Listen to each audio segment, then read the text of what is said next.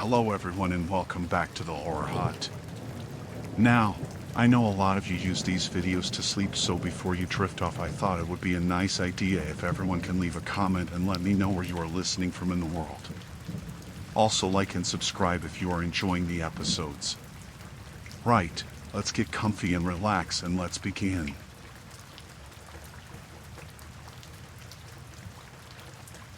I had stayed late again. It wasn't the first time, and I didn't think much of it. My supervisor didn't ask me to stay, I just had too many things to finish. There was a meeting the next morning and I wanted to be ahead. Everyone else had left by 6, and I stayed behind at my desk, working with my headphones on. I didn't look at the time for a while.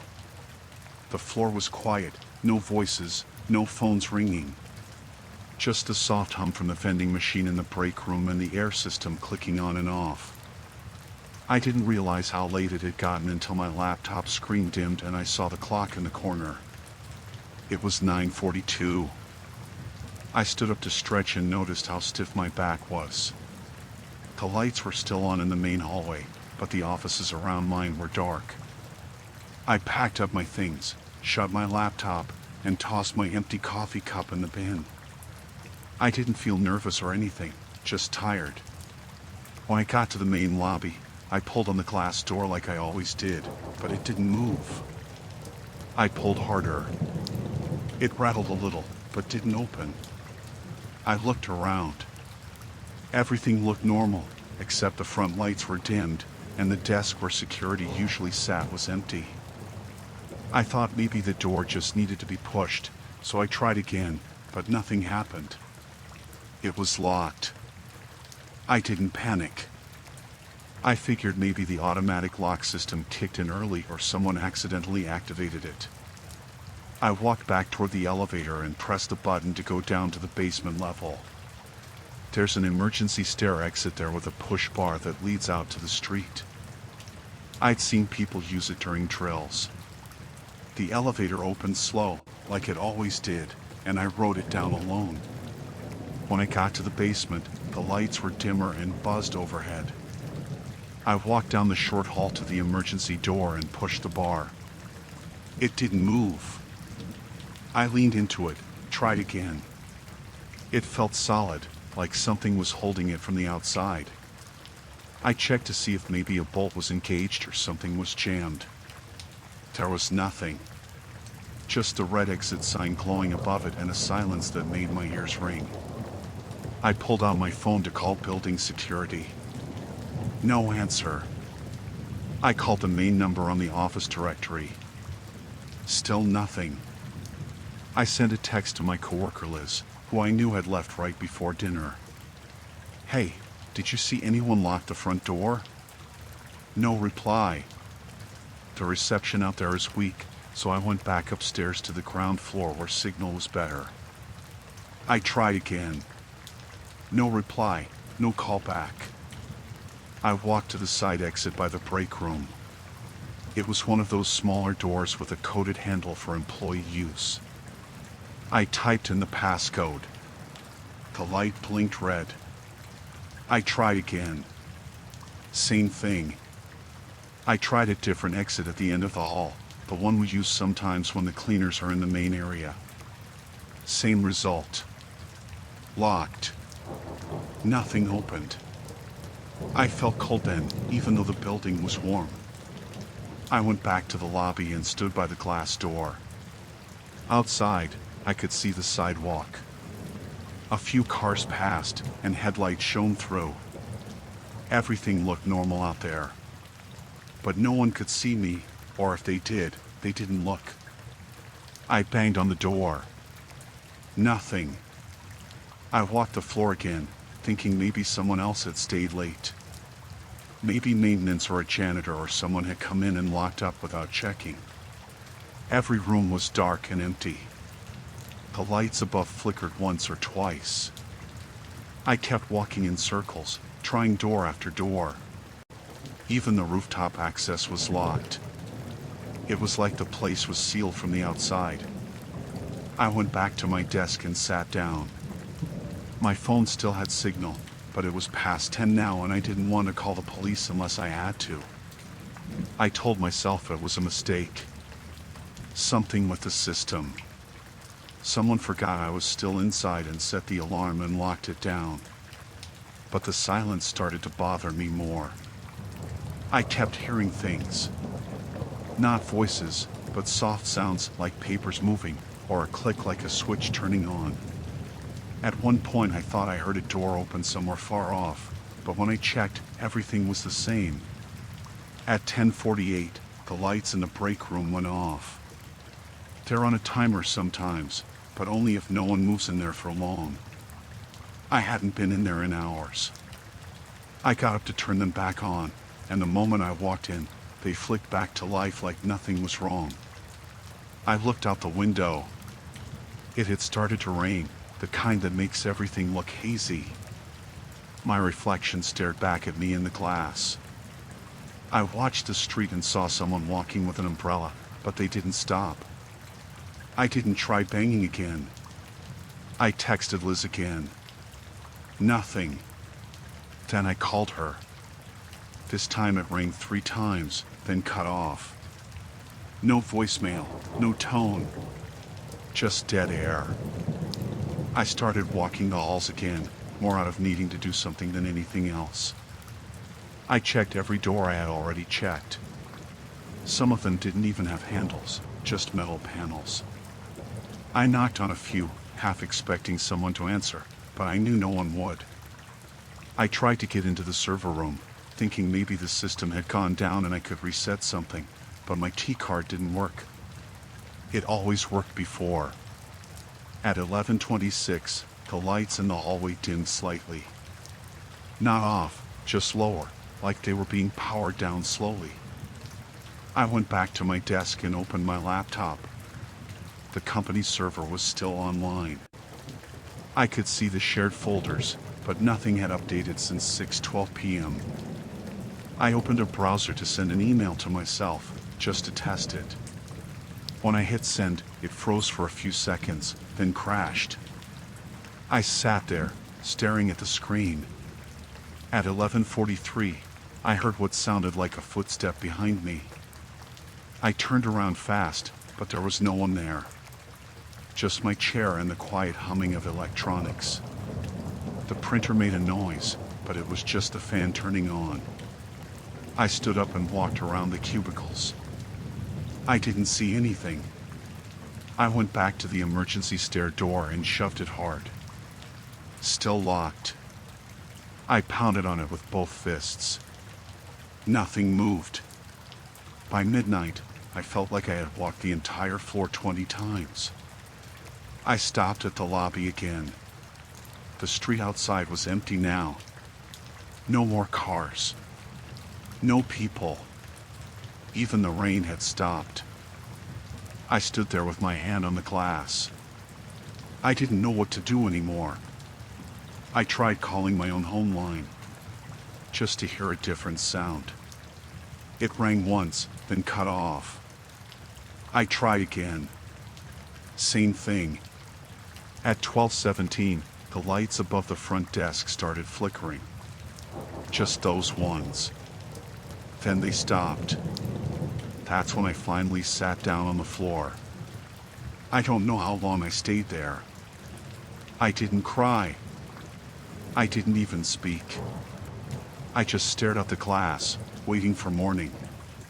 At 4:38 a.m., the lights in the lobby suddenly got bright again. All at once. The front door made a clicking noise. I got up slowly and walked to it. I pulled the handle. It opened.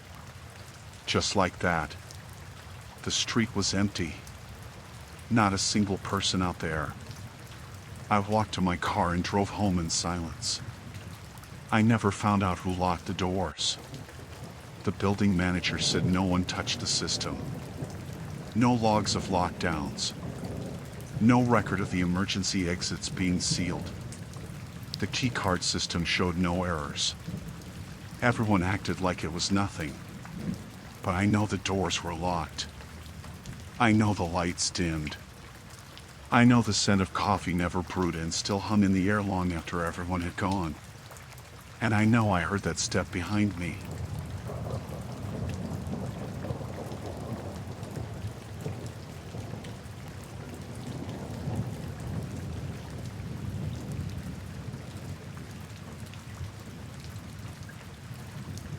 I was alone that night. I had stayed at the office later than usual. There was a report I had to finish. The lights above my desk hummed low, and most of the building had already gone dark. I remember standing to stretch when I noticed how quiet it had become. I could usually hear something, footsteps in the hallway, phones ringing in the distance, the elevator. But it was completely still. I saved my file and got up to leave. My office is on the 6th floor, and there's a main hallway that leads to the elevators and stairwell. The hallway lights were on motion sensors.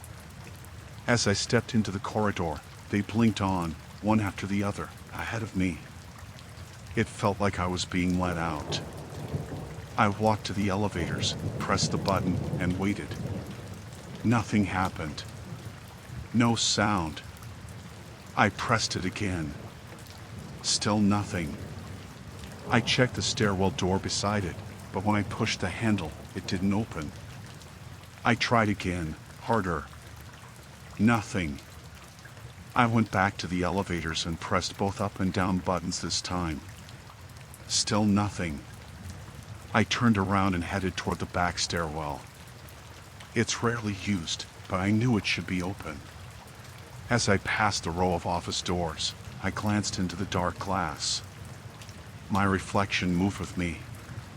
It looked normal, but something about it made me feel nervous. I don't know why. When I reached the back stairwell, I tried the handle. Locked. That didn't make sense. Those doors are not supposed to lock from the inside. I checked my phone. There was no signal. I went back to my desk and picked up the office phone. I dialed reception. It just rang. No one answered. I tried to stay calm. I told myself there had to be a simple explanation. I walked around the floor, checked every exit door I could find. All locked. Some of them had push bars. Others had card readers. None of them worked. I even tried a fire alarm exit, one of those with the warning label that says it will trigger an alarm. I pushed it, and nothing happened. No sound. No movement. Just the solid click of the door refusing to open. I sat down in one of the chairs near the break room. That's when I first felt it. A shift in the air. Like someone else had just walked in. I stood and looked around. Nothing. No sound. I went into the break room. The lights came on, flickering once before they settled. It was empty. I opened the fridge just to do something. It was cold, humming softly. I stood there for a while. When I turned around, I thought I saw something move past the doorway. A shape, low to the ground. I rushed out, looked both directions. Nothing was there. I told myself again I was just tired. I hadn't eaten since noon. That had to be it. I decided to go back to my office and wait until someone came in the morning. I couldn't sleep, though. I kept hearing faint sounds. A tap on the glass. A creak in the wall.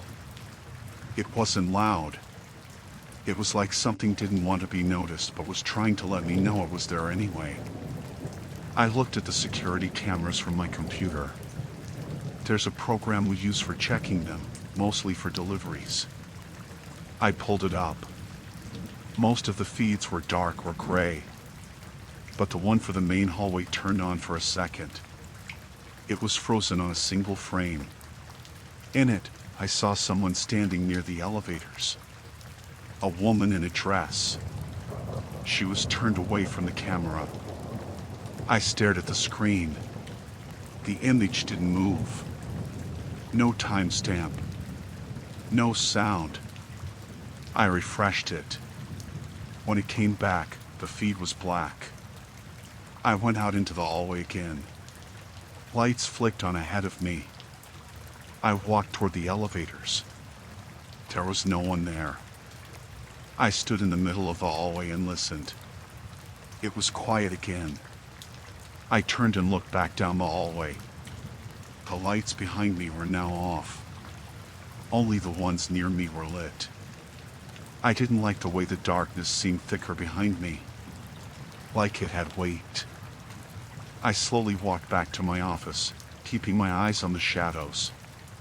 When I got back to my desk, the phone was off the hook. I hadn't touched it. I know I hadn't. I picked it up and put it back in place. It was warm. I opened the blinds on the window to the outside. I could see the streetlights and a few parked cars. But something was off. The cars looked older. I stared harder. One of them looked exactly like my father's old car from when I was a child. It had the dent on the back fender and the missing hubcap. I stepped closer to the glass. There were no people, no movement outside. I went back to my chair and sat down. I decided not to look at the cameras anymore. Instead, I watched the hallway from my office doorway. I sat still, hands on my lap. Minutes passed. Maybe hours. I don't know. Then I heard it again. A sound from the far end of the hall. Like someone clearing their throat. It was soft, but I heard it. I stood and walked toward the sound. Lights blinked on, one at a time, like before. I stopped near the break room. There was no one there. The lights behind me turned off again. I stayed still. I spoke aloud. Just one word. Hello? Something whispered back. But it didn't sound like a voice. It sounded like paper being crumpled underwater. I turned and ran to the stairwell again. I slammed my shoulder against the door. It didn't move. I hit it again. Still locked. I banged on it and shouted. My voice sounded dull and distant, like the walls were swallowing the sound. I went back to my office, locked the door, and sat in the corner. I didn't fall asleep. I just sat there and waited. In the morning, the sunlight came in through the window. My computer was off. The clock showed the right time. I stood slowly and opened my office door. The hallway lights were all on. The elevators were working. The stairwell door opened when I tried it. I left the building without looking back. When I returned later that day, during normal hours, I asked the building manager if anything strange had happened the night before. He said no one had reported anything. The security guard had gone home at his usual time. No alarms were triggered. No power issues. Nothing. I went to the camera logs on my computer again. The footage from the night before was missing. Since then, I don't stay late anymore. I finish my work and leave while there are still people around. I don't want to be the last one in that building again. I can't explain what happened. I don't know what I saw. I only know I was not alone that night. And whatever else was there with me didn't want to be found. Not yet.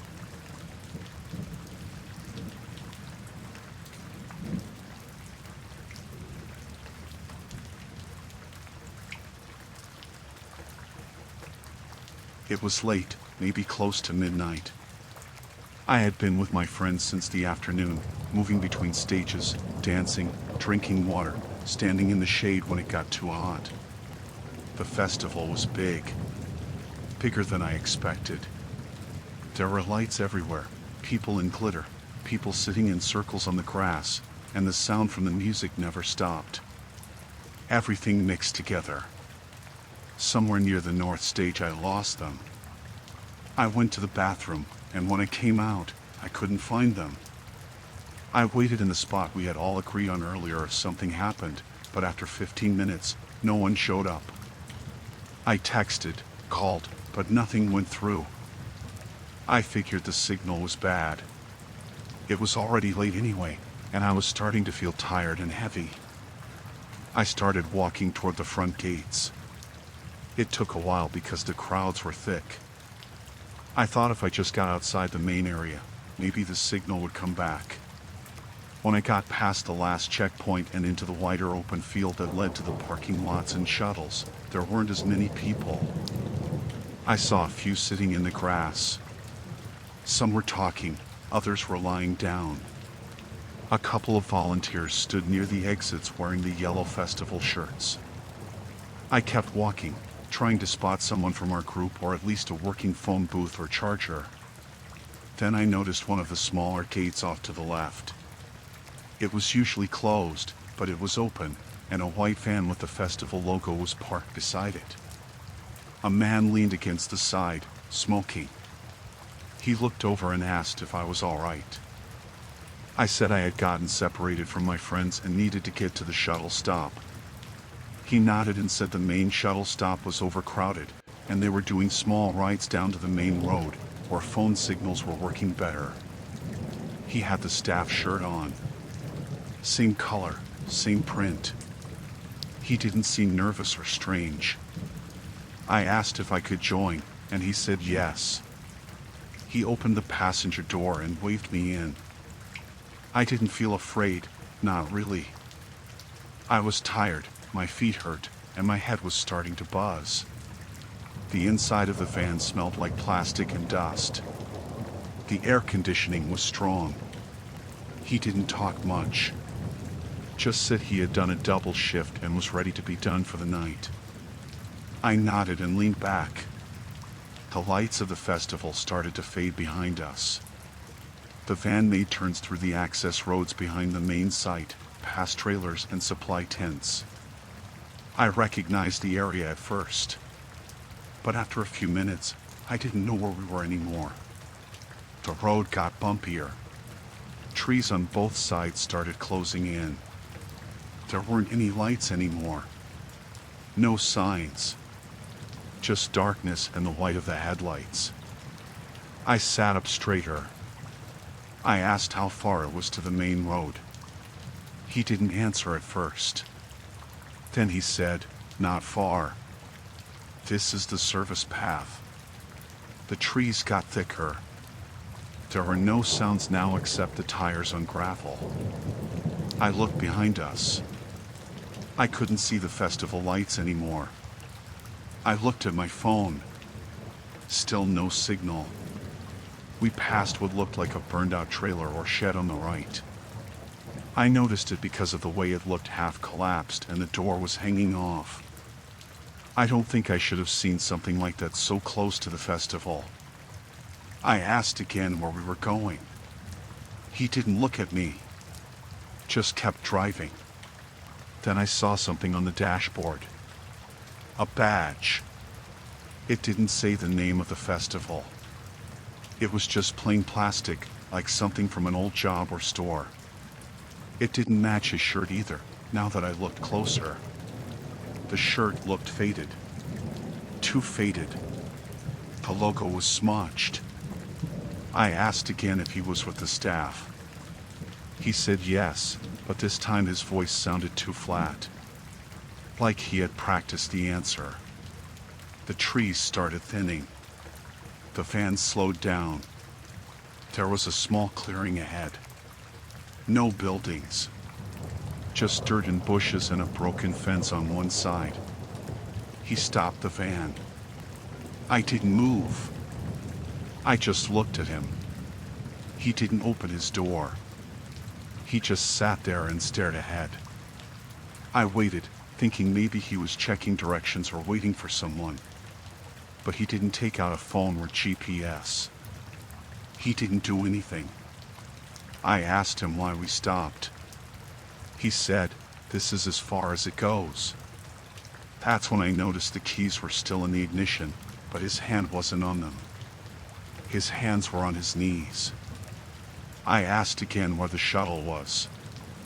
He didn't answer. I opened the door. I didn't even wait. I just stepped out and shut it behind me. I stood outside the van, not sure what to do. There was no sound, no lights, no one around. He didn't move. He stayed in the van. I walked around it slowly, keeping my distance. I started walking back the way we came, but I didn't know which way that was anymore. Everything looked the same. Then I heard the van door open behind me. I didn't turn around. I just started walking faster. The gravel made crunching sounds under my shoes. I heard his steps too, slower than mine but getting closer. I broke into a run. I didn't know where I was going. I just moved. The trees blurred past. Branches hit my arms. I didn't stop. I heard the van engine start behind me. Then headlights. I turned and saw the lights cutting through the trees, moving in the same direction I was going. I ran off the path and ducked low into the bushes. I waited. The van rolled past slowly, lights scanning the sides. I stayed down until it was gone. I didn't hear it turn around.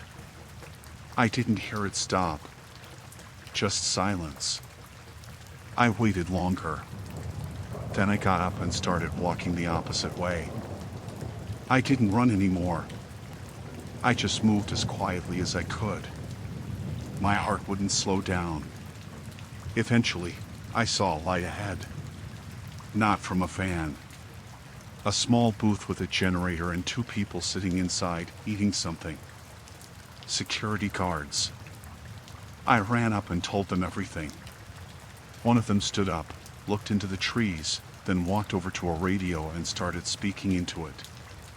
The other sat me down, gave me water, and asked what the van looked like. I told them everything I could. They called someone else, then walked with me back toward the edge of the festival where the real shuttles were. I saw some of the lights again. People. Sound. I never saw the man again. They said the van didn't belong to any of the contractors. None of the plates matched. No one else had reported seeing it. They let me charge my phone and I finally got in touch with my friends. I didn't tell them much. I just said I got lost. That was 3 months ago. I still check my phone every day, expecting some weird message or call. Nothing yet. I try not to think about what would have happened if I hadn't gotten out of the van when I did. But sometimes I dream about the road. The trees on both sides. The burned trailer. The badge on the dashboard that didn't match anything. And the way he just stared straight ahead, like he wasn't really waiting for me to ask questions. Just waiting for me to stop.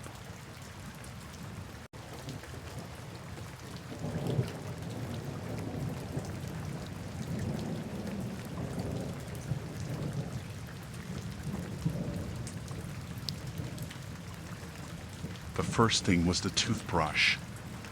It was just a normal morning. I got up a little later than I wanted because I had hit snooze twice. I went to the bathroom like I always do, turned on the tap, and reached for my toothbrush. It's an electric one, not fancy, just the kind you buy once and replace the head every few months. I pushed the button and nothing happened. No buzz, no little whir like it usually does. I tried again. Still nothing. I thought maybe it had died. It had been a while since I changed the battery. I opened the back to check. It was empty. I don't mean it was loose or out of place, it was just gone. The battery compartment was clean, no corrosion, nothing. Just no battery inside. I stood there for a minute, confused, thinking maybe I had taken it out myself and forgot. That didn't seem like something I'd do, but I still checked the little drawer where I keep all the extra stuff: floss, cotton balls, backup batteries, little travel bottles. The backup AA was missing too. I always kept one spare, just one, and it was not there. I looked again, moved things around, even took the whole drawer out. Nothing.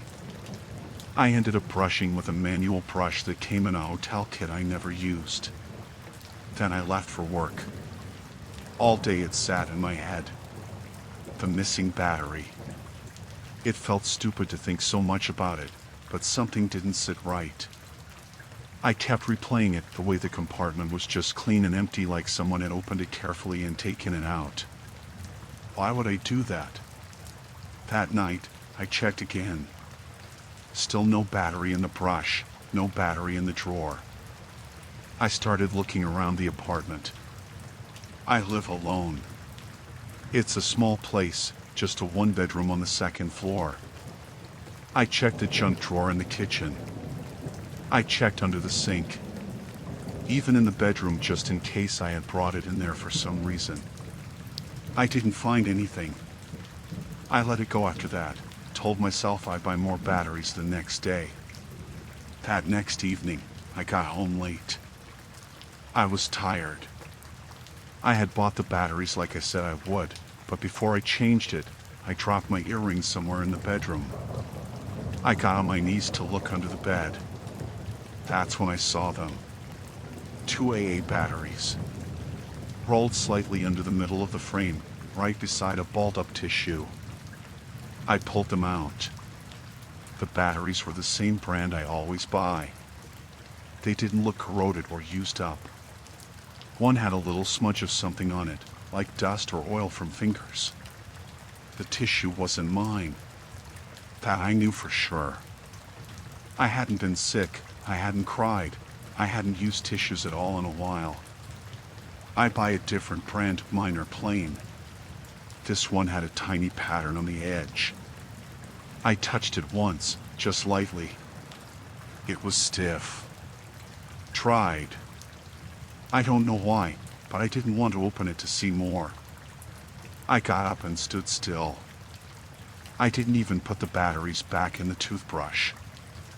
I just stood in the bedroom with them in my hand. I looked around like something might jump out, but it was quiet. I checked the front door. Still locked. I checked the windows. Nothing open. Nothing forced. I didn't sleep much that night. I kept waking up, thinking I heard something. Once I sat up and just listened. I thought I heard the fridge open, but it was just the compressor turning on. Then I thought I heard a step. Just one. The next day I stayed home. I didn't tell work why. I said I wasn't feeling good. That was true. My stomach kept turning. I decided to check everything. Drawers, closets, cabinets. I don't have a lot of stuff, so it didn't take long. Nothing else was missing. Nothing else added either. Then I remembered my webcam. It's built into the laptop. I hardly use it, but I remembered someone once saying you could check the log to see when it turned on. I don't know much about computers, but I found the activity history. Most of it looked normal. Updates. App starts. Then I saw one line that stood out. Camera active, 3:42 a.m. That was 3 nights before. I hadn't opened anything that used the camera. That night I stayed up. I sat in the chair in the living room, facing the hallway. I kept every light off except one little lamp. I held my phone in my hand. I don't know what I thought would happen, but I wanted to be ready if it did. Nothing came. Nothing moved. Around 4, I gave up. I went to bed, left the hallway light on this time. The next morning, I checked the toothbrush again. It still had no battery. I had never put them back in. But the drawer, the one with all the little things, it was open just a crack. I didn't open it. I stood there again, staring, like that would explain anything. That evening, I put tape over the battery slot on the toothbrush.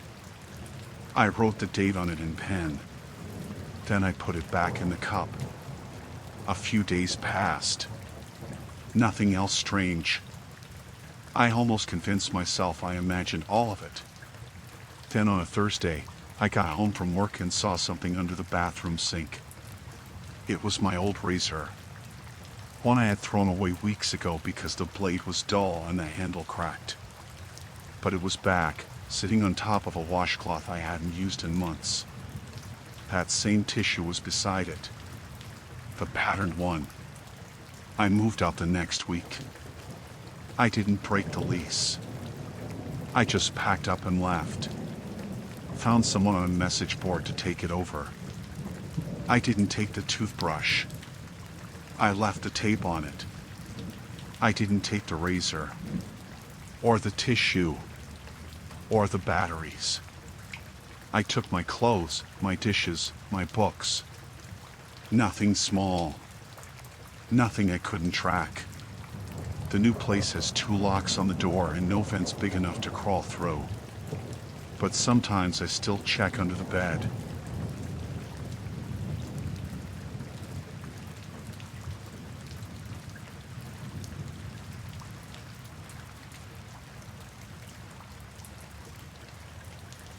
I live in a 1-bedroom apartment on the 6th floor. It's not a big place. Just one hallway, a small kitchen, and a balcony off the living room. My dog sleeps in the bedroom with me most nights. His name's Cody. He's not big, but he's alert. Part shepherd, part something else. Not a barker, not unless there's a reason. That night I went to bed around midnight.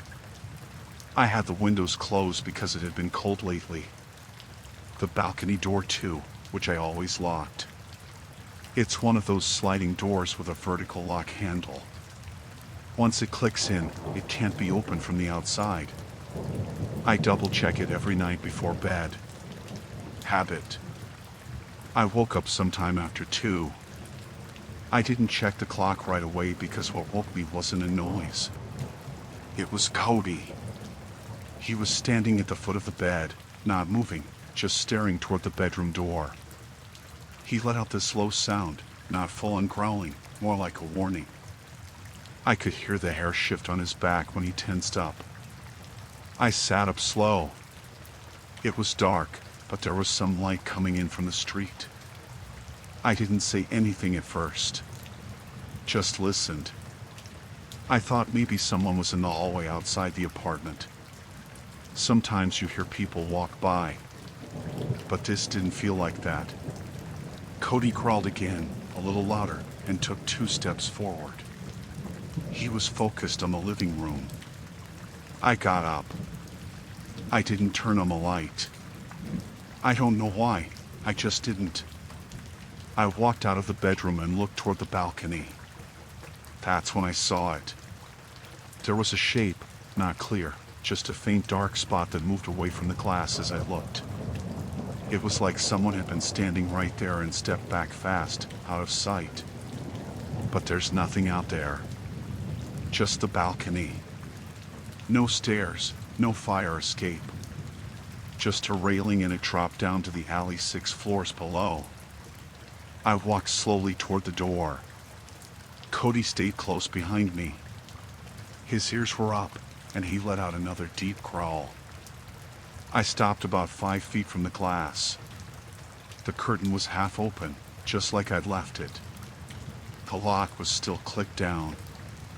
I checked it. Still locked tight. I even jiggled the door a bit. It didn't move. I looked out.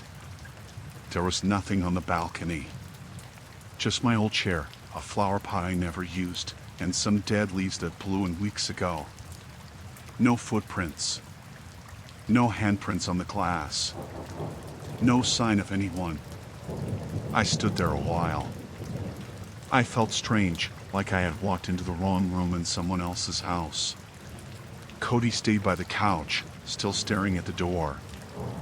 I finally turned on the light. The room looked normal. Quiet. Nothing moved. I opened the balcony door and stepped out. The air was cold. I looked over the edge, both sides. No one on the fire stairs across the alley. No movement anywhere. I went back in and closed the door. I locked it again and checked every other window, every corner of the place. Everything was as it should be. Front door was locked with both bolts. Nothing was open. Nothing was missing. Nothing had changed. But I know what I saw. That shape, that shift in the light, it moved like a person stepping away fast. And I know how it felt. Like I had walked in on something, like someone had just been there and didn't expect to be seen. I didn't sleep after that. I stayed up, lights on.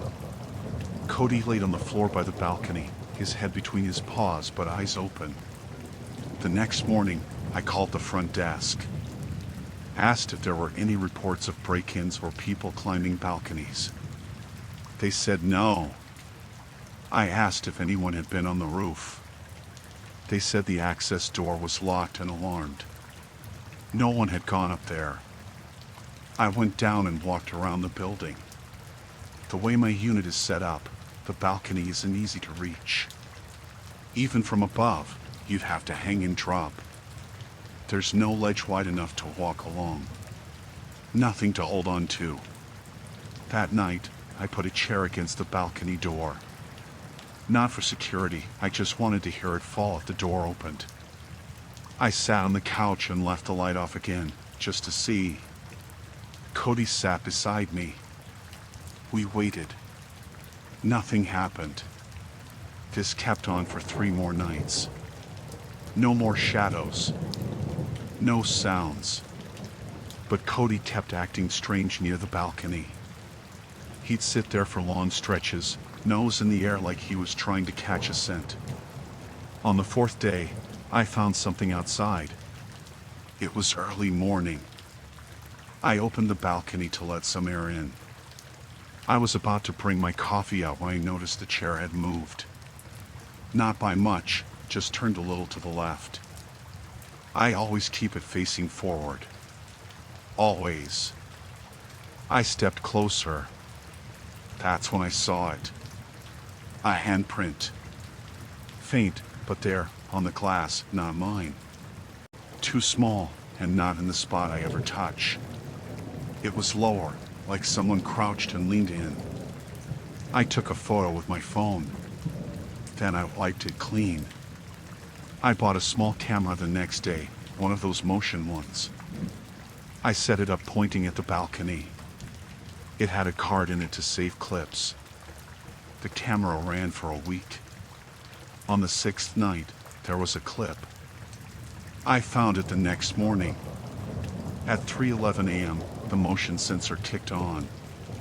The image was grainy, but I saw movement. There was something on the balcony. Not a face, not clearly. Just the outline of a person. They didn't climb up. They were already there, like they had just appeared. They stood still for 12 seconds. Then they backed out of the frame. The door never opened. I called the police. They came, looked around, took the footage. They checked the balcony. No signs of entry.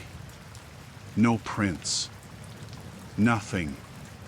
They asked if I had enemies, someone who might be watching me. I said no. They said to call if anything else happened. I didn't feel safe after that. I kept the lights on every night. Slept on the couch with Cody nearby. No more camera clips. No more handprints. But one night, about 2 weeks later, I heard something again. It was a sound like fabric rubbing. I got up, went to the balcony. Nothing there. But when I turned to go back, I noticed something small on the floor. A button. Just one, round and dark. Not mine. I checked all my clothes. None missing a button. I still have it. It's in a drawer, next to the batteries and the flashlight. I moved out 2 months later. I don't have a balcony anymore. Just a window that doesn't open all the way. Cody still crawls at night sometimes, at nothing.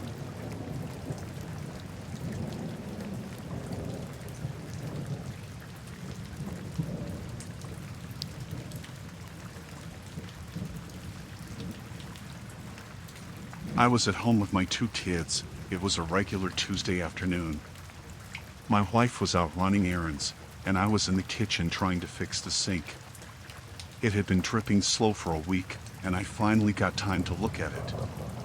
My daughter was upstairs on her tablet, and my son was in the living room watching cartoons. We live in a quiet neighborhood, houses spaced out but not far enough to feel alone. It was around 3:40 p.m. when someone knocked on the door. It wasn't loud or fast, just 2 knocks, spaced out. I figured it was a package or maybe someone trying to sell something.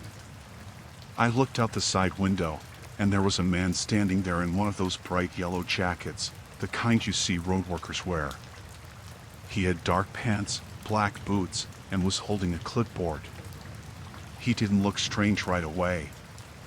Maybe late 40s, grayish beard, heavy set.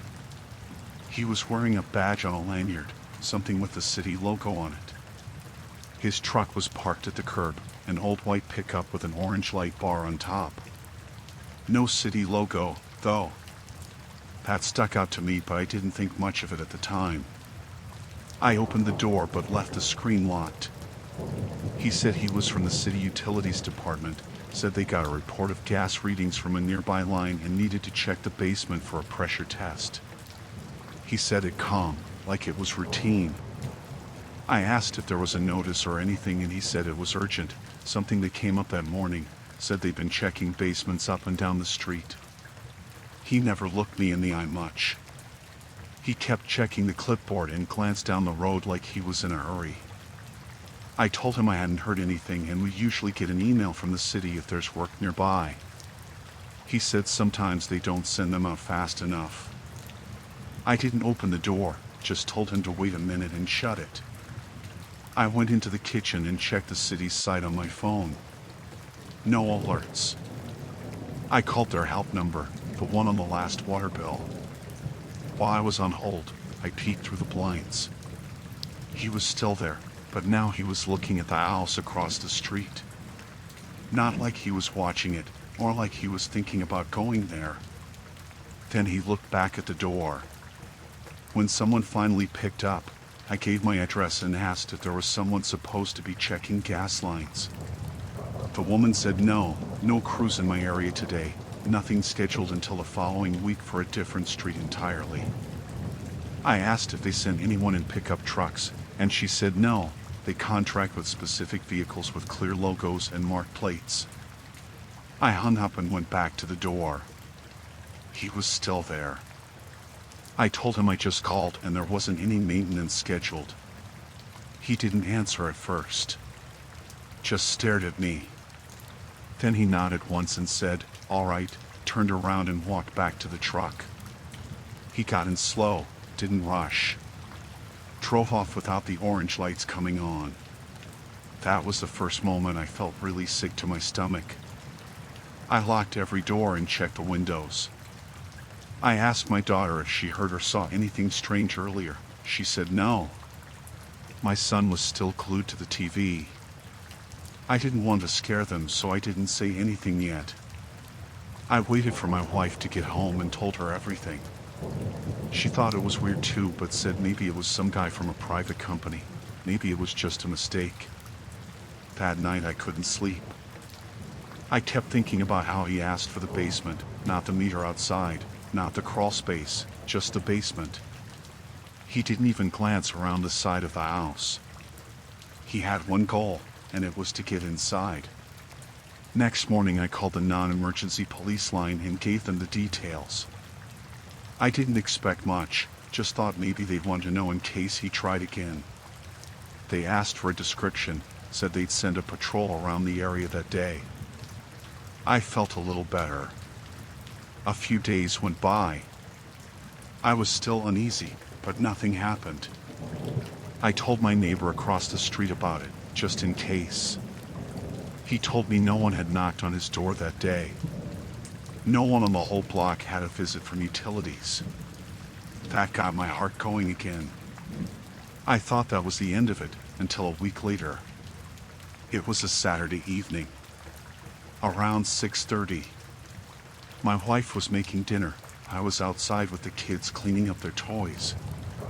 I noticed the same white pickup truck drive slowly down our street. I saw the orange light bar again, but no lights on. The plates weren't state issued, just a regular old plate like any car. The truck didn't stop, just rolled slow past the houses. I stood up, made sure he saw me watching. He sped up a bit after that, then turned the corner and disappeared. I didn't waste time. I went straight inside and called the police again. They sent someone out to talk to me this time. I gave the same story, same description. The officer was polite but didn't say much except to keep the doors locked and call if he showed up again. I bought a camera doorbell the next morning. 3 days later, he came back. 2:15 p.m. My wife was at work and I was home alone. He didn't knock this time. He parked across the street for about 5 minutes. Just sat there in the truck, looking at the house. Then he drove off again. I got him on the camera this time, got a clear look at the plate too. Sent it to the police. They called me back the next day. Said the plate didn't come back to a utility company or any registered contractor. It was a fake. They thanked me for reporting it, said they were opening an investigation. I didn't feel safe at all anymore. That night I barely slept. Every sound made me jump. I moved a bat next to the front door and kept my phone on loud. I didn't let the kids play outside alone after that, not even in the backyard. It was a full month before I felt like things went back to normal. We didn't see the truck again. No more knocks. I installed extra locks on the basement door and changed the garage code. A detective called once after that, said they were looking into a man pretending to be a worker trying to get into homes across 3 different neighborhoods. Always said he needed to check gas or pipes, always asked to go to the basement. No one had let him in, not yet. But they said they believed he had done it before and were trying to connect him to a break-in from last year. That's all I ever heard. I don't know who he was or what he wanted, but I know it wasn't to check any pipes. Every time someone knocks now, I check twice. Doesn't matter who they say they are. I won't open the door unless I already know they're coming. You think you'd know when something's wrong, but the way he talked, the uniform, the way he acted, he knew what he was doing. And he's still out there somewhere.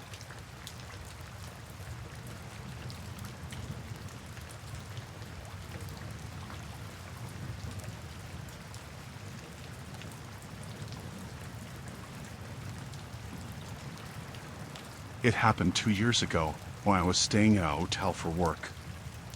I was traveling for a job I hated, doing long shifts out of town. They put me up in places for a few nights at a time. This hotel wasn't fancy or anything. It had old carpets, pale walls with stains near the vents, and the lights buzzed in the hall. I was on the 4th floor, room 412. I remember because I stayed there 3 nights, and I kept forgetting to take my key with me. The place had one elevator that was slow and made this groaning sound when it moved. I didn't like being in it, so I used the stairs most of the time. There were 2 stairwells, one on each end of the hallway. I walked past all the doors each time. They were the same brown wood, silver handles, and little black number plates. Every floor looked the same, just with different numbers. The second night there, I got back late from a shift. It was around 11:30. I was tired and sore, and I went to the vending machine on the third floor to get a soda before bed. I took the stairs down, bought the drink, and came back up, but when I reached my floor, I came out of the stairs and turned the wrong way. I didn't realize right away. The hallway was the same wallpaper, same lights. I walked past 403, 405, 407, but then I noticed the numbers were going lower instead of higher. I turned around to go back, but something caught my eye. Between two rooms, where a window should have been, there was another door. It didn't have a number on it. It was plain, with a handle that looked older than the rest. No peephole. The paint around the frame was different too. Like the wall had been patched up and the door added later. I stood there for a second and looked around. The hallway was quiet. I leaned in a little, not close, just enough to listen. At first, I didn't hear anything. Just a soft hum from the ceiling vent. But then something shifted inside. A soft thud. I thought maybe it was a supply closet or maintenance. I was about to walk away when I heard it. A voice. Low and dry, like someone was whispering through a crack in the wood. It said my name. Clear as day. Just once. I froze. It didn't come from behind me. It came from behind the door. I don't know how long I stood there. I didn't say anything back. My skin felt cold and my knees got weak. I backed up, slow, all the way to the stairwell, and went straight down to the lobby. I didn't look back. The night manager was behind the desk. I asked him what that door was, the one between the rooms, no number on it. He looked at me kind of funny and said there was no door there. I said I just saw it. He said maybe I got the floors mixed up. I asked for a map, like a fire escape layout. He pulled one from a drawer. I found my floor. There was no door where I saw it. Just rooms, windows, and the hallway wall. I didn't go back up for half an hour.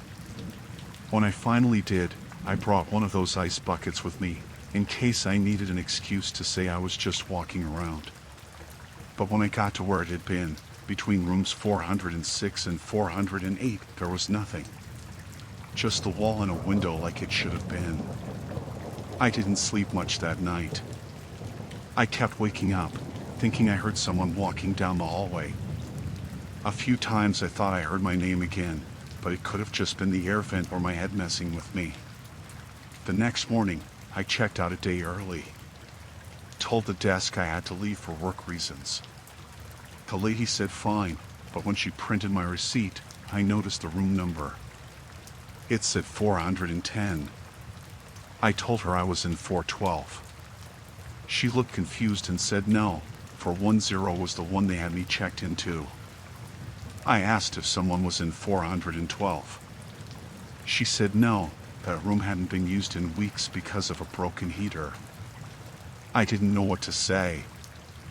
I'd been using the key card they gave me, and it had 412 written on the sleeve. That's the room I opened. That's the room I slept in. She didn't have anything else to say. Just told me to have a good day. When I got home, I kept thinking about that voice. It wasn't loud. It wasn't threatening. It just knew my name. I kept telling myself I was tired. Maybe I heard something else. Maybe I dreamed it. But I remember how it sounded. Like someone standing just on the other side of the door. Like they knew I'd be there. Like they were waiting. A week later, I checked the hotel online. Looked for pictures of the fourth floor. There weren't any. Just the lobby, the rooms, and the pool. I even searched the floor plan. Nothing unusual. I asked around on a travel site, but no one said anything about a hidden door or weird stuff. I never went back. I told the job I wouldn't do overnights anymore. Every now and then I think I hear something when I'm alone. I know it's not real, but I keep wondering how it knew my name, and what would have happened if I answered.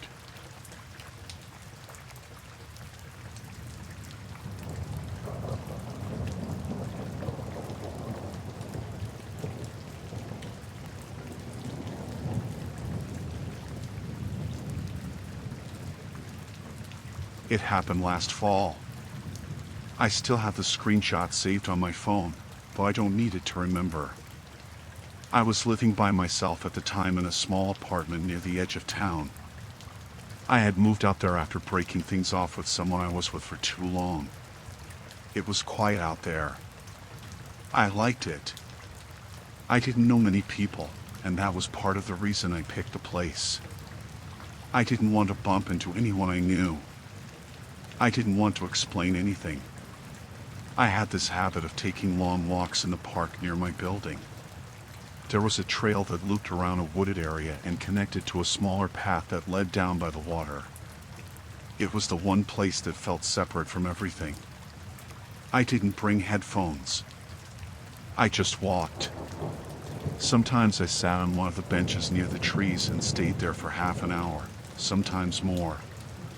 I did that often when I had a day off or finished early.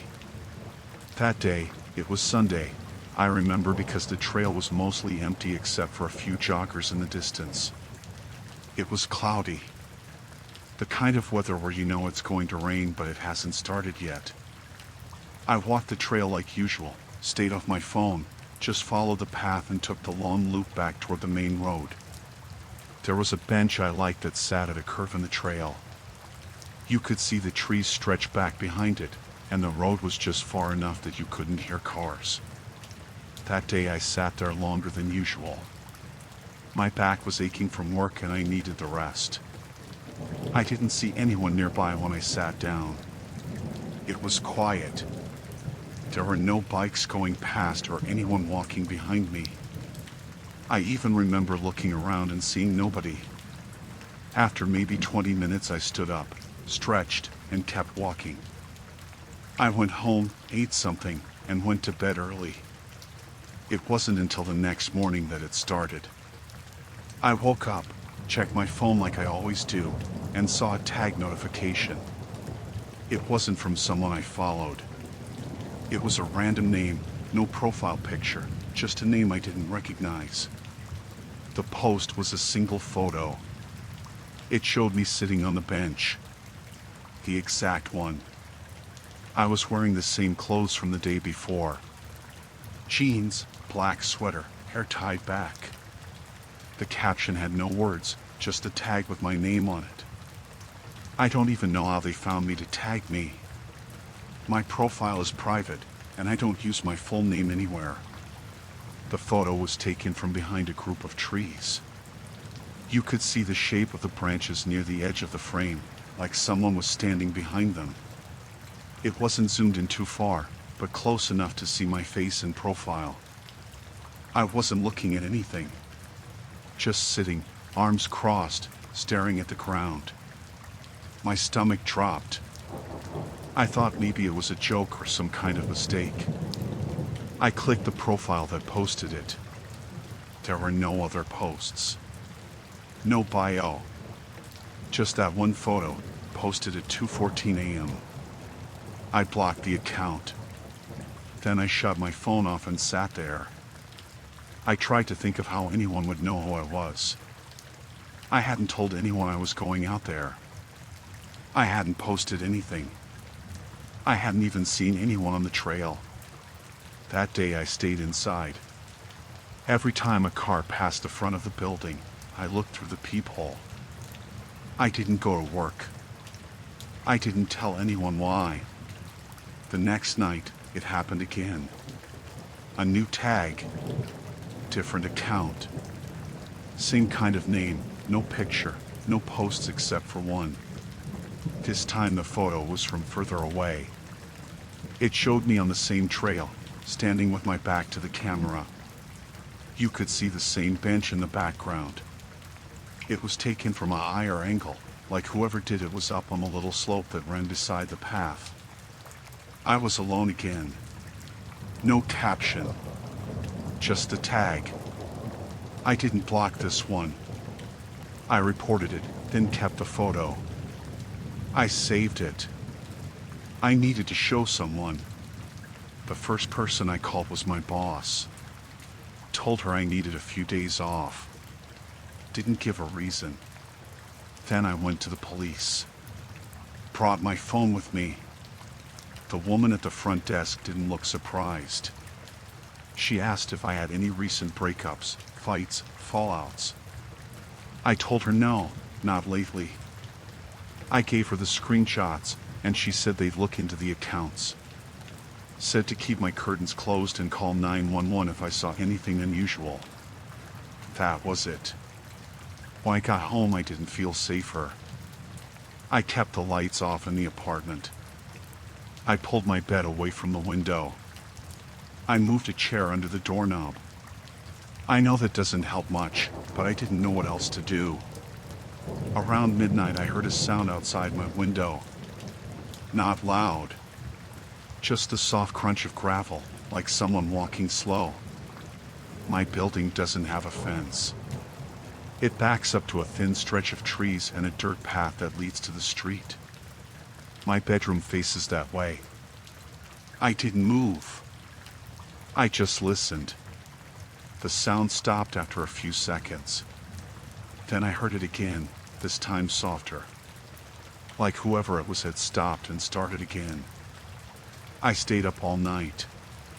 Nothing else happened. The next morning I checked my phone and saw a new tag notification.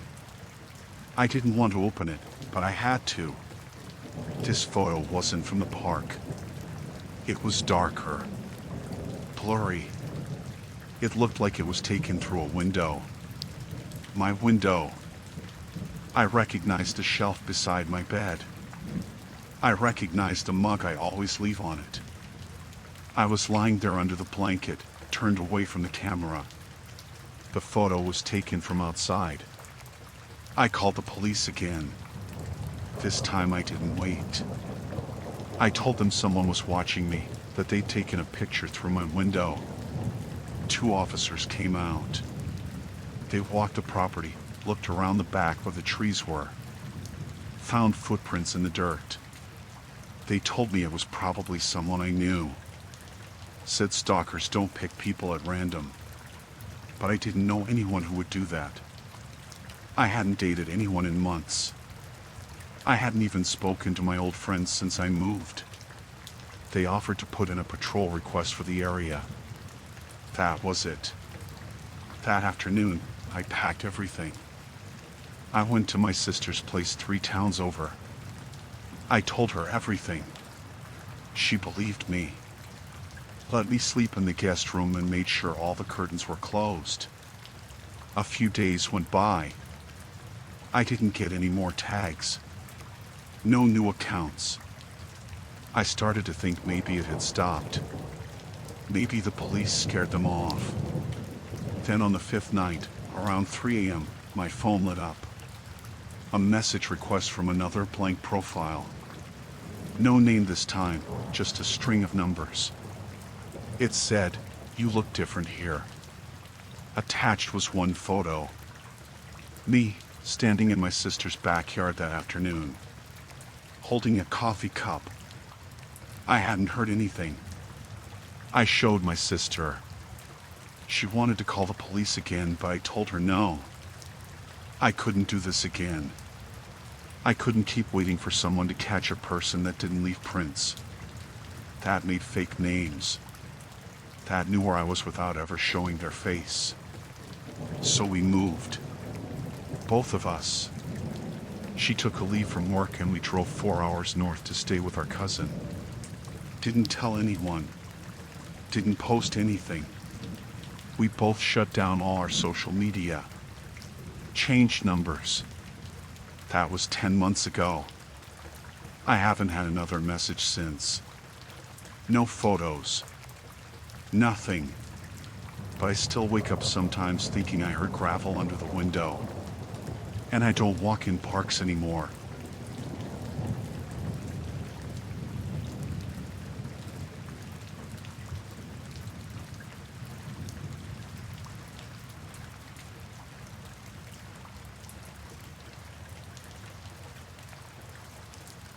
I worked as a city bus driver for over 5 years, and I thought I had seen it all.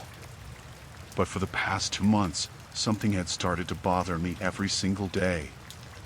It all began on an ordinary Monday morning. I was driving my usual route, trying to keep up with the schedule, when I noticed a man on the sidewalk at the first stop. He was wearing a faded brown coat and a worn-out hat, and he had a blank look in his eyes. I remember thinking he looked like he had seen hard times. I waved him on board like any other passenger.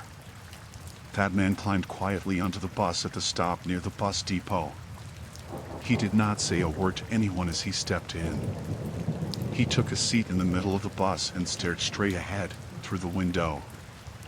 I noticed he never looked around or adjusted himself. I even tried to catch his eye once, and he gave me a quick, hard stare before returning to his forward gaze. At first, I chalked it up to him being lost in his own thoughts. But over the next few days, the same man returned on my bus route. One day he got on at the same stop near the depot, another day he boarded at a stop near the old mill. I soon learned that he would enter at a different stop every day, yet he never changed his seat. Every time he got on, he made no effort to speak, no matter how friendly or curious I had tried to be. His eyes always stayed fixed on me from his seat, sometimes meeting mine for a moment that lasted barely a second before he looked away. I started to get uneasy. I would double-check my rearview mirror to see if his stare was following me as I drove along the route. Sometimes I felt his eyes were even there when I was taking a break at the depot or when I was waiting for the shift to start. I told a few of my coworkers about it. They said it might be just a regular person who likes to ride the bus, maybe even someone who was keeping track of his own thoughts in silence. But as more days passed, my worry grew deeper. One rainy afternoon, my shift was running late because of the heavy downpour. The bus was nearly empty except for the usual mix of tired riders and the silent man I had come to fear. I remember feeling a cold sweat as I took the familiar route with thunder in the distance. At a stop near a busy intersection, the man got off for the first time. My heart nearly stopped when I saw him walk straight toward the building across the street and then vanish from sight. I thought he might be a pest or someone who picked on bus drivers for fun, but it did not seem that simple. The next day, I decided to do something I had never done before. I parked my bus during my break in a safe spot and waited for him to show up at his usual time. I hid behind a parked car near the stop and kept my eyes peeled. I saw him by the corner, standing still like a shadow in the cold drizzle. I followed him at a distance as he walked down a quiet side street. I kept thinking he was coming after me, that his eyes on the bus were not random. I tried to call my friend off duty at another terminal, but the call kept dropping, and my hands were shaking too badly to type a clear message. For several days, the routine did not change. The man kept boarding the bus at different stops and always sitting in the same spot. Each time he boarded, he looked at me with that same intense stare before closing his eyes as if in deep thought. I found it hard to concentrate on the road. I started taking longer breaks just to calm my nerves. I even opened up a conversation on the bus to see if anyone else had seen him or knew something about him, but none of the riders wanted to talk about it. They would look away or change the subject quickly. One chilly morning, as the bus was moving on a long stretch between stops, I saw him again. I was alone except for him. His eyes locked with mine as I drove slowly, and for a few long moments, neither of us moved our gaze away. That look haunted me all day. I began to feel trapped, as if every time I was behind the wheel, I was under threat from someone who knew me personally. The hum of the engine and the sound of rain on the roof became the only things that broke the silence. I even started to worry about what would happen if I ever stopped driving, if I ever left the bus. I decided I had to do something about it. After my shift ended one foggy evening, I went to the station and told the dispatcher about what I had seen. I showed them the notes I had scribbled on a napkin while driving, times, stops, details about his appearance. They took it seriously enough to mention that there were some complaints about a strange man who kept riding the bus alone. They said they had heard similar things from another driver, but nothing was conclusive. They advised me to be extra cautious, to keep a record of every sighting, and to avoid dangerous areas if possible. I took that advice to heart, yet my sense of dread kept growing. One night, near the end of my shift, the bus returned to its final stop at a quiet residential area. I had the instinct to lock the doors and wait until the next morning, but the shift was almost over and I knew I had to finish the route. As I pulled away from the stop, I caught a reflection in one of the windows. The man was standing at the curb, staring straight at the bus. I slowed down and forced myself to look directly at him. His stare was empty, as if it belonged to someone who did not belong in this world. I wasn't sure if it was fear or resolve that kept my hands steady on the wheel. I reported the incident to the police that night. They took my statement and told me they would review the bus security footage. A few days later, I was called in for a follow-up. The footage clearly showed the same man boarding, sitting silently, and leaving at different stops, always keeping his eyes on the driver. The police said there was no record of him on any bus pass, and that he may have been passing off as a rider to spy on the drivers. They asked if I recognized him from anywhere, but I had never seen him outside of that role. All I could do was shake my head. Eventually, my shift ended. I was offered a reassignment on a different route, one that drove fewer late-night stops and traveled through busier parts of the city.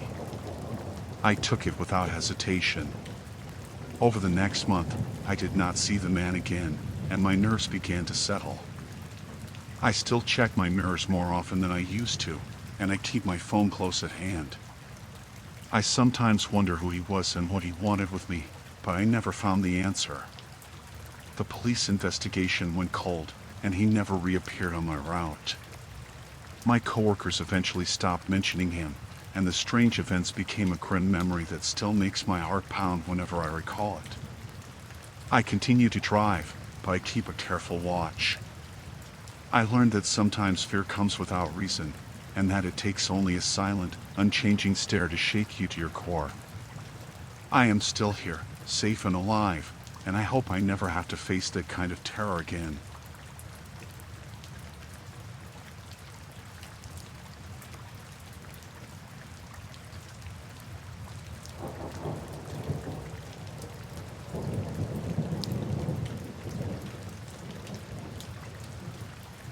It happened just over a year ago, but I still check my mirrors every time I get into the car, especially at night.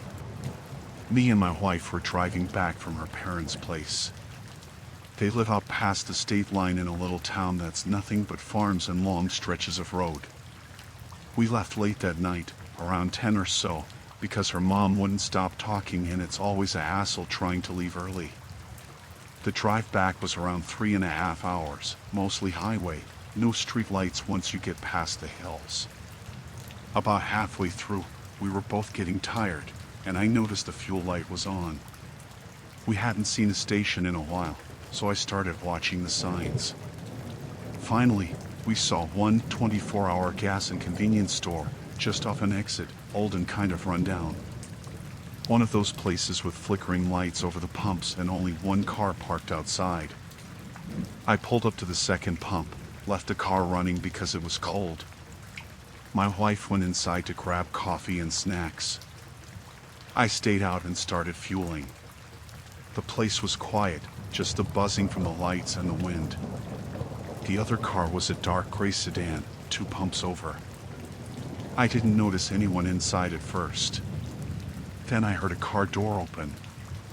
I looked over and saw a man step out. Couldn't tell his age exactly, but older than me. Maybe late 40s or 50s. He had a hat on, pulled low, and a big coat. He didn't start fueling right away. He stood there holding the nozzle, staring across the lot. At me. He didn't even look at his car. Just stood still with the pump in his hand. I looked away, trying not to make a thing out of it.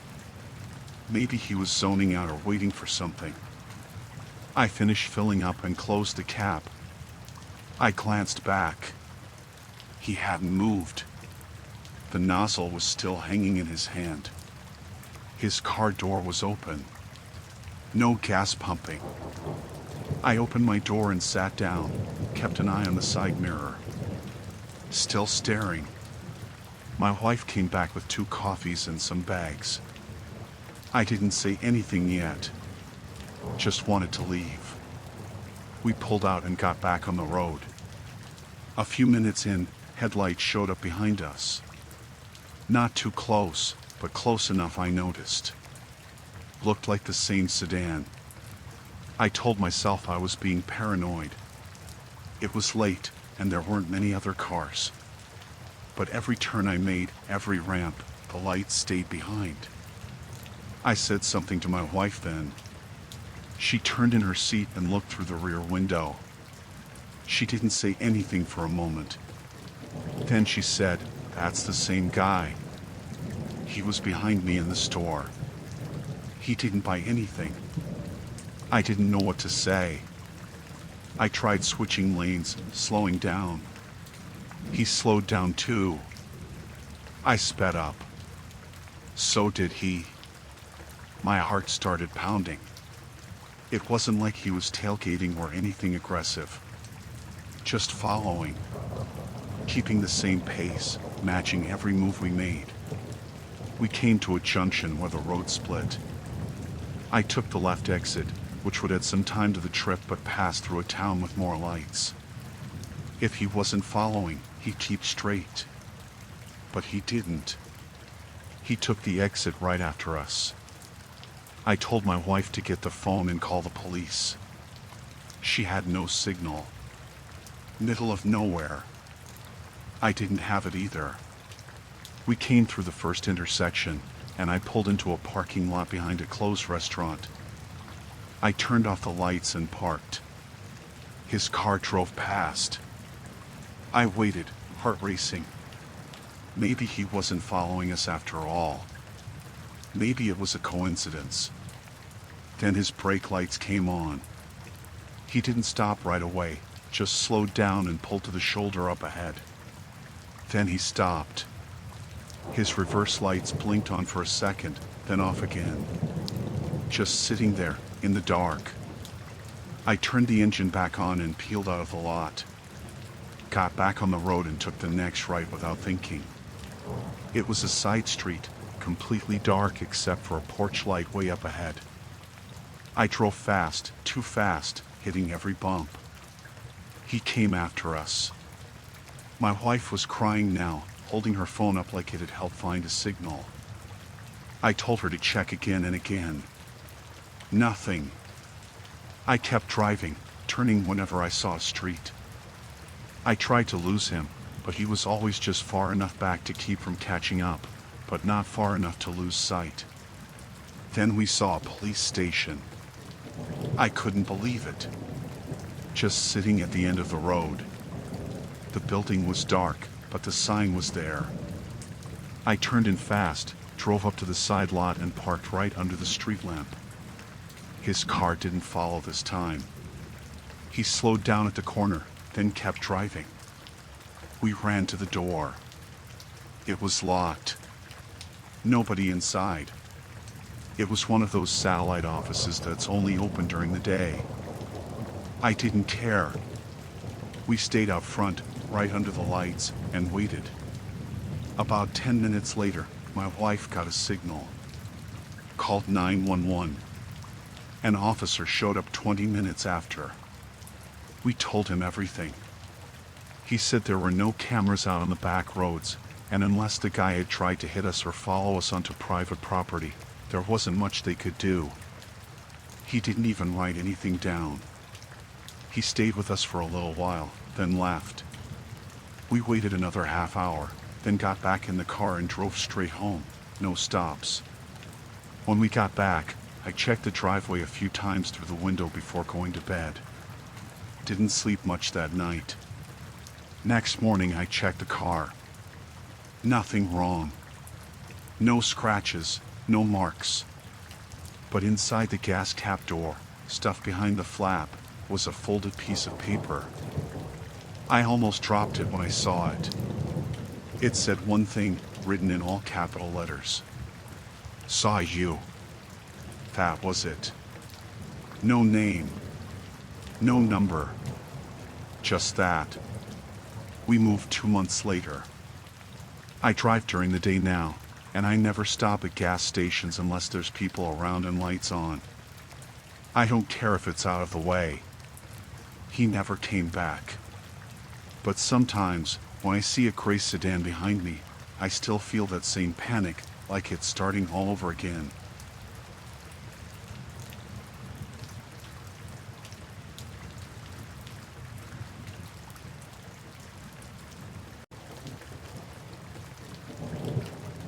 It was a Sunday afternoon in early March. Cold but not freezing, wet sidewalks from earlier rain. I had gone to a small cafe near the train station. I used to go there every few weekends, nothing fancy, just a quiet place with cheap coffee and decent sandwiches. It had big windows, a chipped wooden floor, and only a few tables inside. The kind of place people passed through, not where they stayed long. I sat at a corner table by the window, drank a coffee, and looked through emails on my phone. There weren't many people there. A man in a suit reading a newspaper. A girl with a backpack tapping on a laptop. A woman came in, ordered tea, left after barely 10 minutes. That was all. Nobody talked. Everyone kept to themselves. When I got up to leave, I noticed a phone sitting on the table next to mine. Plain black case, screen facing down. The seat was empty, no cup, no bag, nothing that looked like it belonged to anyone. I stood there for a moment. I looked around. The man with the newspaper was gone.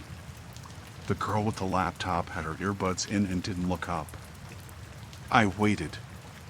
Still nobody came to claim it. I picked it up. It was warm, which meant it hadn't been there long. Maybe just a few minutes. I thought about giving it to the staff, but there was no one behind the counter. I pressed the side button to see if there was a name or contact on the lock screen. Instead, the screen came on, and the front camera showed my face. Not a selfie screen. A recording. A live feed, I think. There was no interface. No buttons, no clock, no icons. Just a full-screen image of my own face staring back at me. I blinked and looked behind me, thinking the camera was picking up something else. It wasn't. I was being filmed. I tilted the phone away. The image moved with it. The feed stayed up, no delay. I checked the side again. There was no power button, just a small notch like where a tray would go. No brand, no logo. I pressed on the screen to swipe it off. Nothing happened. The image stayed. I covered the front camera with my thumb. Nothing changed. I could still see myself clearly, same background, same table behind me. The cafe window in the shot. I tried pressing the back of the phone. It didn't feel like plastic or metal. More like glass, but it didn't smudge when I touched it. I tapped every part of the screen. Nothing responded. Then I noticed something strange. Behind me, in the image, the door to the cafe opened. I turned in real life. The door hadn't moved. It was shut, and nobody had come in. But in the feed, it opened. A man stepped inside. He wore a black hoodie with the hood up, face half in shadow. He walked behind me in the image. I spun around again. Still nobody there. But on the phone, he was standing behind me. His head tilted toward the screen like he was looking into it. Then he leaned down close to my shoulder, right next to my face. The image was still live. I could see myself staring at it. I was breathing hard. I could see my chest moving. Then the man whispered something. I heard it through the phone. Not in real life. Just the phone. It was my name. He whispered my name, exactly how people say it when they know you well. Calm. Flat. Not loud. Just enough to be heard. I dropped the phone. It hit the table and slid off onto the floor. I jumped back from it, heart pounding. The screen stayed on. My face was still there, now from a lower angle. Nobody around me moved. The girl with the laptop didn't look up. I picked it up with the edge of my sleeve. I didn't want to touch it with my hands anymore. I went to the counter. A young guy was there now. I asked if anyone had come in looking for a phone. He said no. I told him I found one on the table. He shrugged and pointed to the lost and found jar near the register.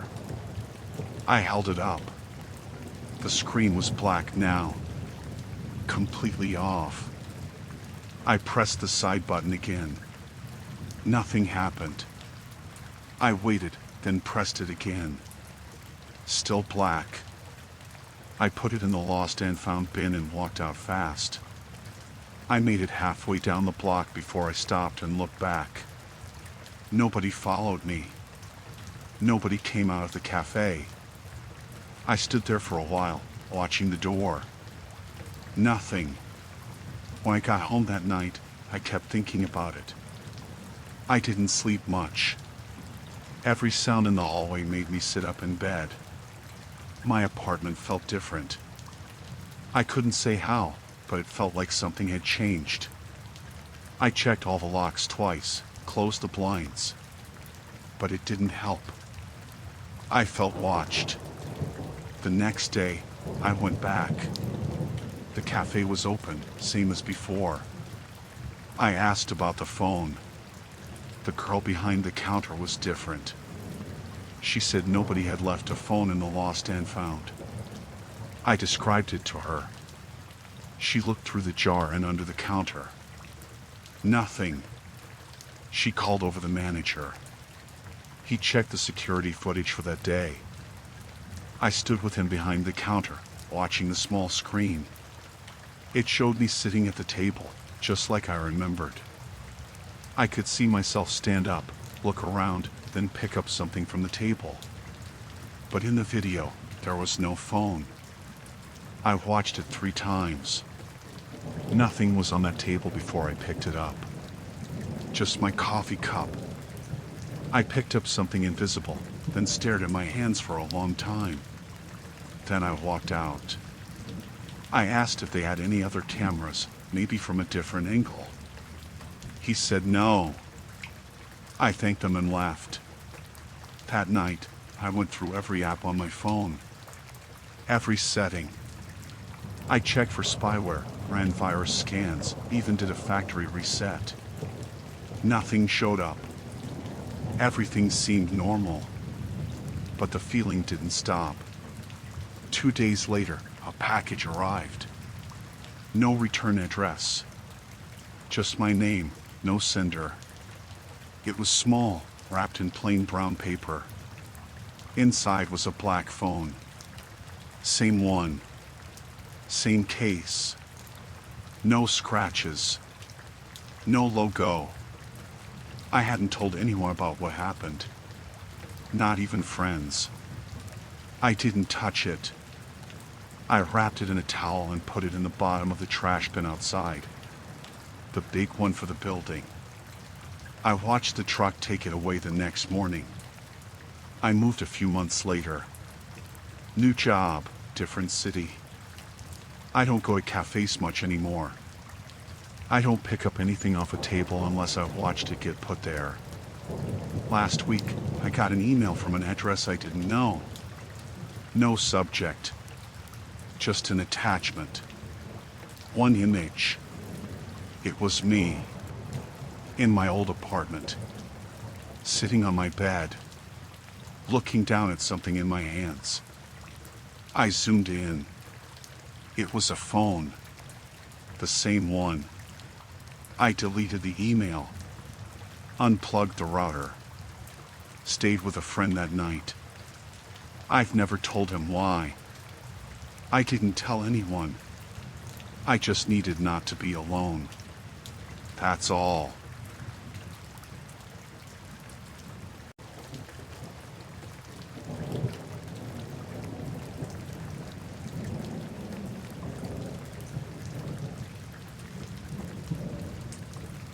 It was on a Thursday, late afternoon. I had worked from home that whole week because our office building was having something done with the air vents, so they told everyone to stay home until Monday. It had been a quiet few days, nothing strange, just normal things. My neighborhood's quiet, a cul-de-sac. I've lived here 5 years. I know the people next door and across the street, and we all mostly keep to ourselves. No trouble. Never really anything to worry about. That day I remember because I had just put laundry in and sat back down at the table with my laptop. I wasn't expecting anything, no deliveries, no guests, no appointments. I hadn't ordered anything, not even groceries. My phone was beside me. Then the doorbell rang. I didn't rush to get it. It rang again after about 10 seconds. I looked out the front window first, pulling the curtain just slightly so I could see. There was a man standing at the door. He had a dark blue shirt with a patch on the chest and was holding a small box. I couldn't read the patch from where I was. He didn't look old or young, maybe mid-30s. Short hair, pale skin, clean-shaven. Nothing strange about him on the outside. I didn't recognize him. He looked straight ahead, not at the window.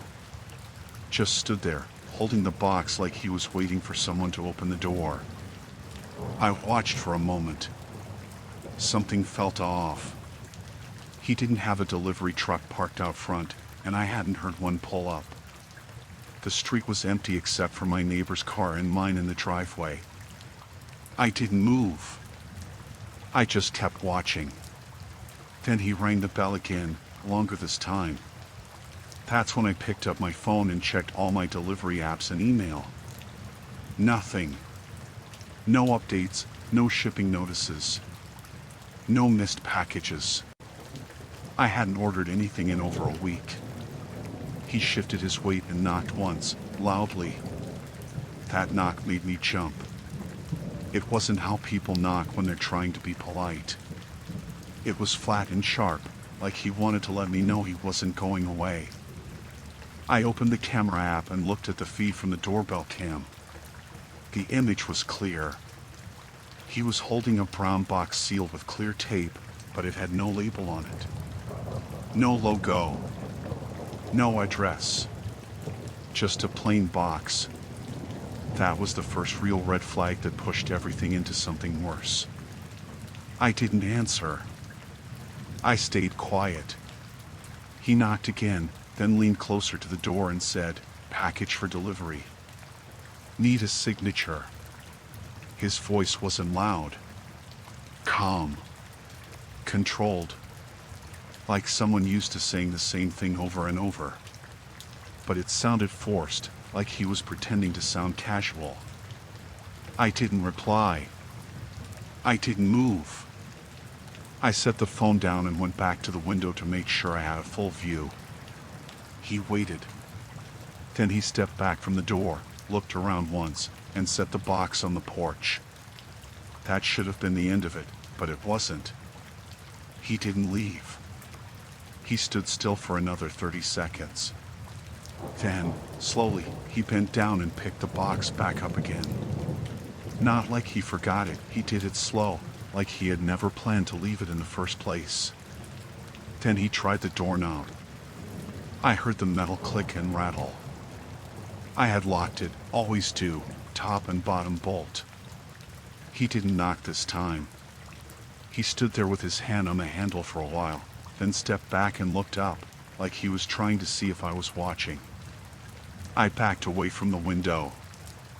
I crouched low and crawled back to the kitchen, where I could see the back door. That was locked too. I didn't say anything, didn't call anyone yet. I didn't want to make a noise. I heard nothing for maybe 10 seconds. Then came a loud crash.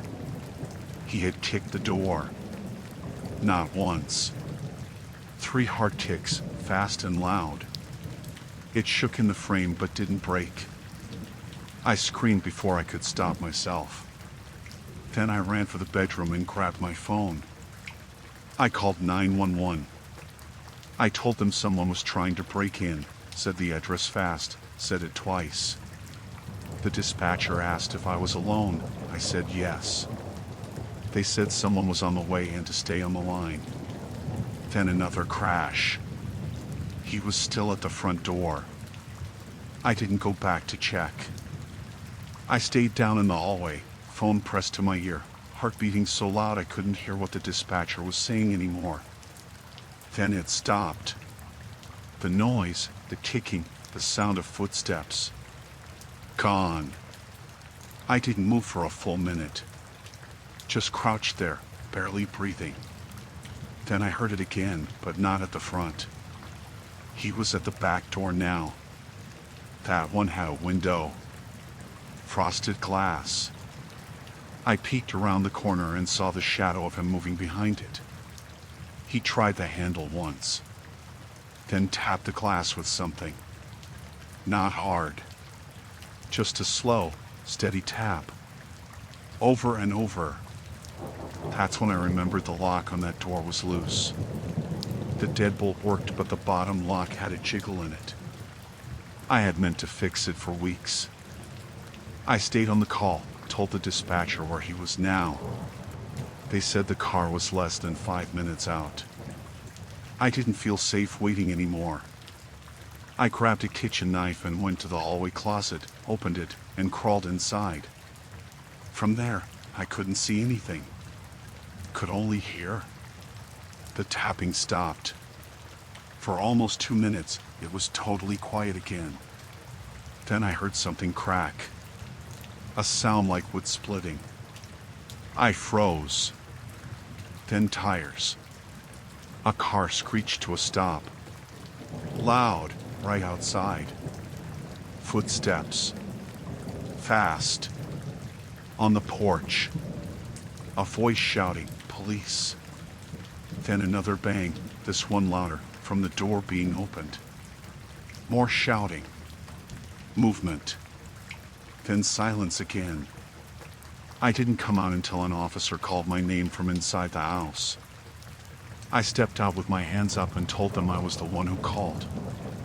My legs felt like they were going to give out. I kept the knife in my hand until one of them gently asked me to put it down. They said he was gone. They saw someone running when they pulled up, tried to chase, but he cut through the trees and disappeared behind one of the other houses. The box was still in his hands. They didn't get a good look at his face. The door was cracked at the frame. One of the hinges had splintered. He had almost gotten it open. Back door lock was scratched, like he tried something to pry it open. They took statements, checked the yard, canvassed the neighbors. One person said they saw someone walking down the sidewalk earlier but thought nothing of it. That was all. They stayed for a while. They said they'd increase patrols and told me to stay with someone if I could. I packed a bag that night and stayed with my sister across town. I didn't sleep at all. I got cameras installed that week. Stronger locks. I don't answer the door anymore unless I see a uniform, a truck, and a tracking number on my phone. Even then, I keep the chain on. They never found him. The footage from the camera showed everything I saw. Him holding the box, trying the knob, kicking the door, moving to the back. But the angle from the back door was blocked by the fence, so there was no clear view of his face. There was no label on the box in the video either. They never said it was targeted. They didn't know. Maybe it was random. Maybe he was trying doors until one gave in. But he said he needed a signature. He waited. He didn't just try the handle and leave. He stayed. That's what gets to me most. He wanted someone to answer.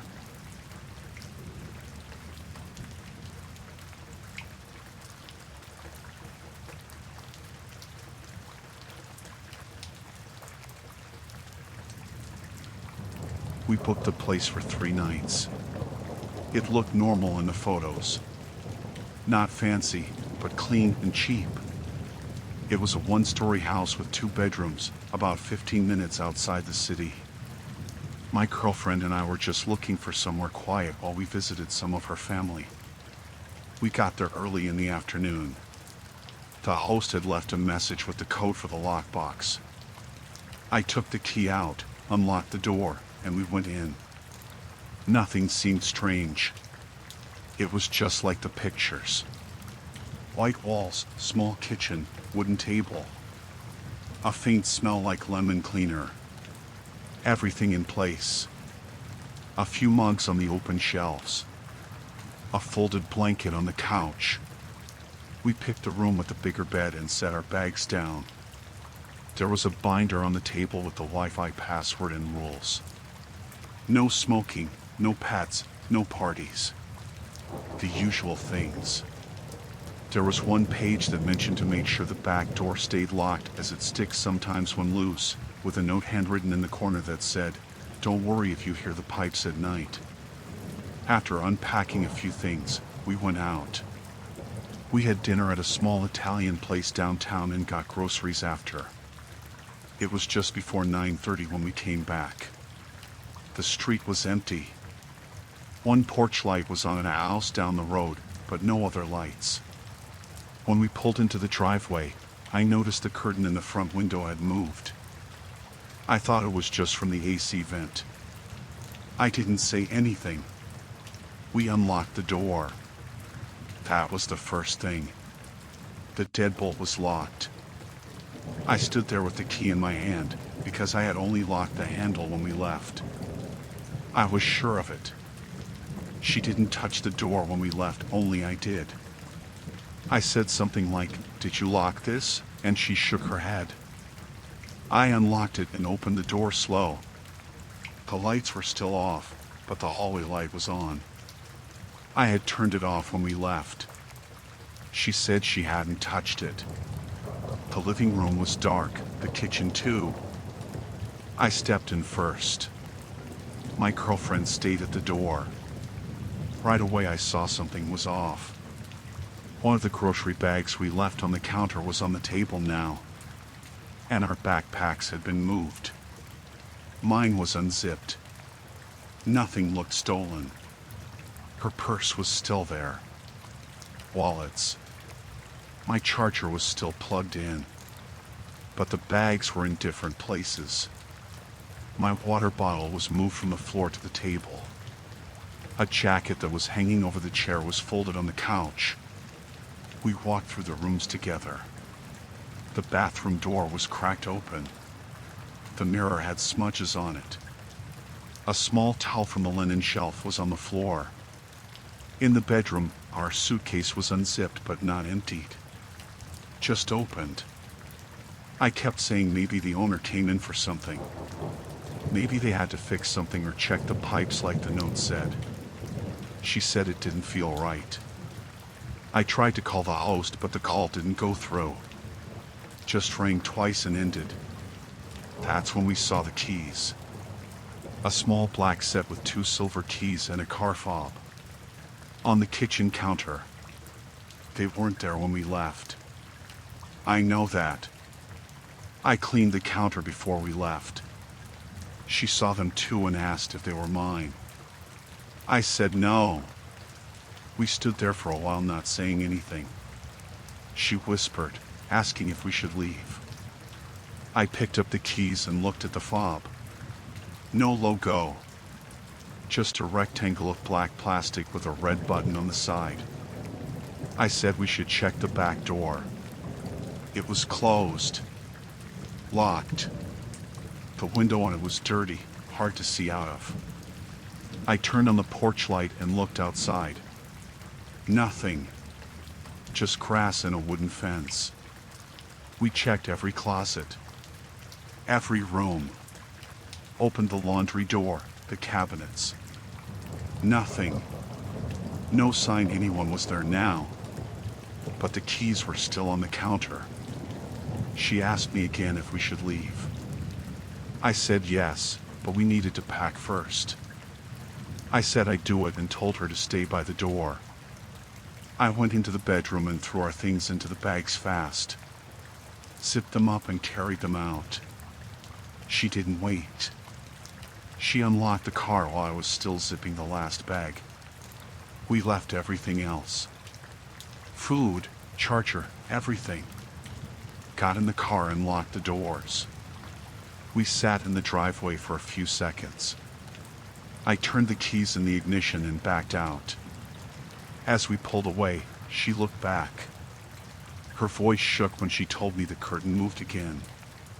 I drove fast. We went to a gas station a few miles up and sat there with the car running. I tried the host again. Nothing. Then I sent a message through the app saying someone had entered the house and left keys. I didn't get a reply. We found a hotel on the other side of town. Small, but better than going back. We checked in for one night. We didn't talk much. I locked the door, shoved a chair under the knob, and left the TV on all night. Neither of us really slept. The next morning I checked the app. The host had messaged back at 4:17 a.m. The message said, "You must have found the keys I left in case you got locked out. Sorry about that." Nothing about the lights. Nothing about the bag's mover door being locked from the inside. I looked again at the keys we took with us. There was no Airbnb tag, no note, no lockbox key. Just 2 house keys and the fob. We didn't go back. I reported the listing to the app and requested a refund. They asked for photos, so I sent pictures of the keys and explained what happened. They said they'd look into it. The listing disappeared later that day. We drove back home that evening. Neither of us said much during the drive. We kept checking behind us, watching the mirrors. I don't know what would have happened if we stayed. I don't like to think about it. But someone was in that house. And they had their own key.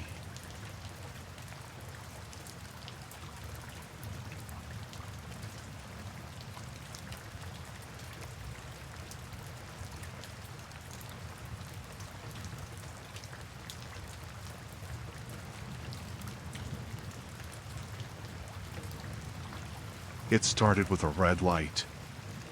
I was on my way home from work, took the usual turn near the old high school, thought I made it on yellow, but the cop behind me must have seen it differently. Lights came on right away. I pulled over, kept my hands on the wheel, rolled the window down. The officer walked up and asked for my license and registration. I gave it to him. He looked at the license for a second, then back at me, and asked where I was headed. I told him I was going home, just left work. I wasn't nervous at first. It felt like it'd be a warning or a ticket, worst case. He walked back to his car and sat there longer than I expected. I watched him in the mirror. His head was down like he was typing something, but it was taking too long. I started feeling it then. A weird heat behind my ears. Something didn't feel right. When he came back, there were 2 other officers with him. He asked me to step out of the car. I asked why. He said something came up on the system and they needed to check something. I asked again what was wrong. He said there was a warrant under my name. I thought it had to be a mistake. I hadn't even gotten a parking ticket in years. He asked again, firm this time, to step out. I did. They patted me down, took my phone, cuffed me. I asked what the warrant was for. He said I was listed in connection with a robbery in another state 4 years ago. I couldn't speak. It felt like my throat closed. I told him I'd never even been to that state. He didn't say anything. Just walked me to the back of the cruiser. They towed my car. At the station, they took my prints and put me in a holding room. Nobody would tell me much. I kept saying there had to be a mistake. That someone must have used my name or something. They didn't answer. A guy came in after maybe an hour, introduced himself as a detective. He had a folder in his hand. He sat across from me and opened a file. He asked me if I'd ever lost my ID. That's when it hit me. I had my wallet stolen 5 years ago at a gas station. I was driving through a small town on a road trip, stopped for snacks, came back out and it was gone from the car. I filed a report but never heard anything after. I got everything replaced.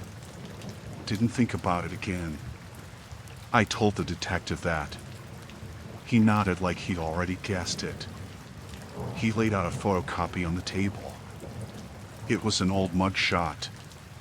Someone with short hair and a face kind of like mine. Not exact, but close enough. I looked at the ID in the report under it. My name. My license number. The guy used my ID. He told them he was me. The robbery was small but serious. A liquor store. Guy had a gun.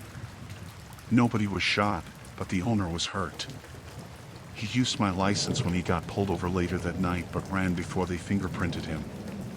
My ID was in the system from then on. For 4 years, my name had been attached to that file. I started panicking. I asked how they couldn't tell it wasn't me. The detective said the case had gone cold. No new info. But the warrant stayed open. When my name was pulled in the system, it matched. He said they'd have to hold me until they sorted it out. I was taken to a cell. I wasn't allowed to call anyone for hours. They finally let me use the phone. I called my brother. Told him what happened. He didn't believe it at first. Then he got quiet and said he'd call a lawyer. They held me overnight. The cot was like a rock. I didn't sleep. Just kept going over the same thing in my head, the guy who had my license, walking around free, and me in a cell for something I didn't do. The next morning, they took me to a small courtroom. No jury, just a judge and 2 lawyers. My brother showed up with a public defender. They had already started filing paperwork to prove my identity. They asked for photos of me during the time of the crime. I had some. A wedding I went to with the date stamped. A work schedule. Pay stubs.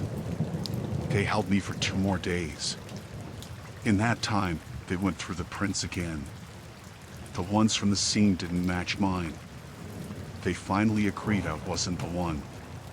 The judge signed off and I was let go. No apology. No explanation. Just a paper saying I'd been cleared of suspicion. The worst part came after. I thought that was the end of it. I tried to move on. Went back to work. But something kept picking at me. I needed to know more about the guy. The one who used my name. I filed a request to see the report. It took weeks, but they sent it. It had his booking photo. A blurry shot from the back of a cruiser. He looked like me if you squinted. Dark eyes, same shaped face, same chin. But the eyes weren't right. His eyes looked empty. Cold. Even in a photo. There was a name under the photo. Not mine. His real one. It was fake. They never found out who he really was. Everything he gave was made up. He left my license behind when he ran. That was all they had. I looked him up. The liquor store he robbed was 5 towns away from where my wallet was stolen. They never connected the two until I was pulled over. In the report, it said the store clerk remembered the guy saying something weird. That he already had a new life lined up. The clerk thought he was just high. Now I'm not sure. Somebody out there walked around as me. For years. Used my ID. Got pulled over, arrested, talked to people, and gave them my name. Lived as me, somewhere. Sometimes I wonder if he's still doing it. If there's someone out there with a folder, with a name that isn't his, and a plan that hasn't finished yet.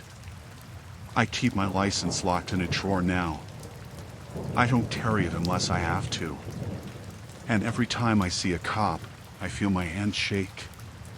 Even when I've done nothing wrong. Because I don't know how many places my name has been anymore. Or who else might still be using it.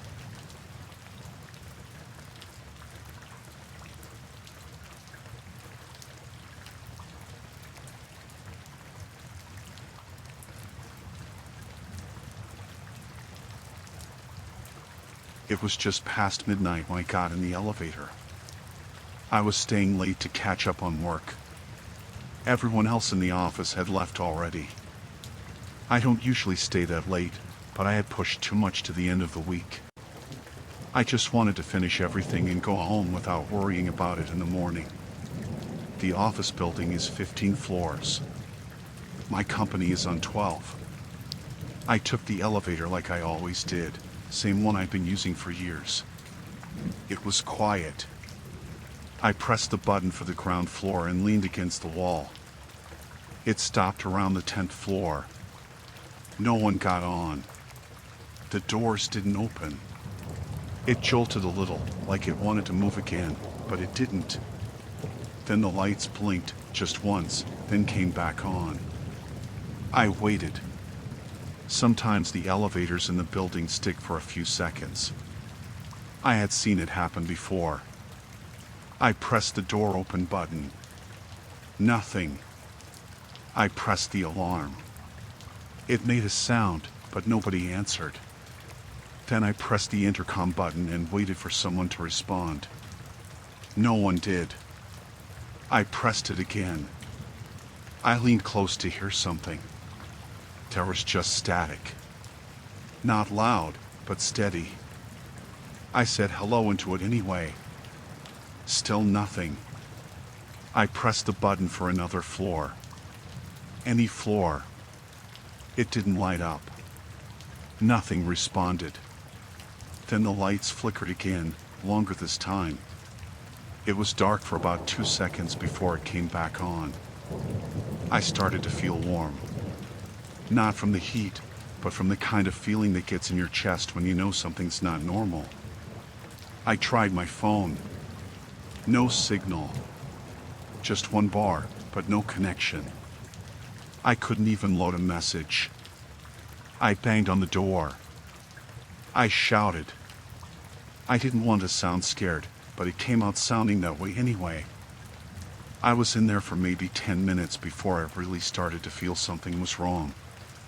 Then I heard the sound. It was soft at first. Just a faint creak above me. I looked up. The ceiling had those white square panels, with a vent and a hatch for emergency use, I guess. It sounded like one of the panels shifted. I stared at it for a while. It stopped. Then, a few seconds later, I heard breathing. Not loud. Not fast. Just slow, heavy breaths. One after another. It was above me. I froze. I didn't say anything. I just stood in the middle of the elevator and stared up. The sound didn't stop. It didn't change. It was the kind of breathing that someone makes when they're trying not to make noise. Like they're holding it in and only letting a little out at a time. I stepped back against the wall. The breathing kept going. Then I heard something else.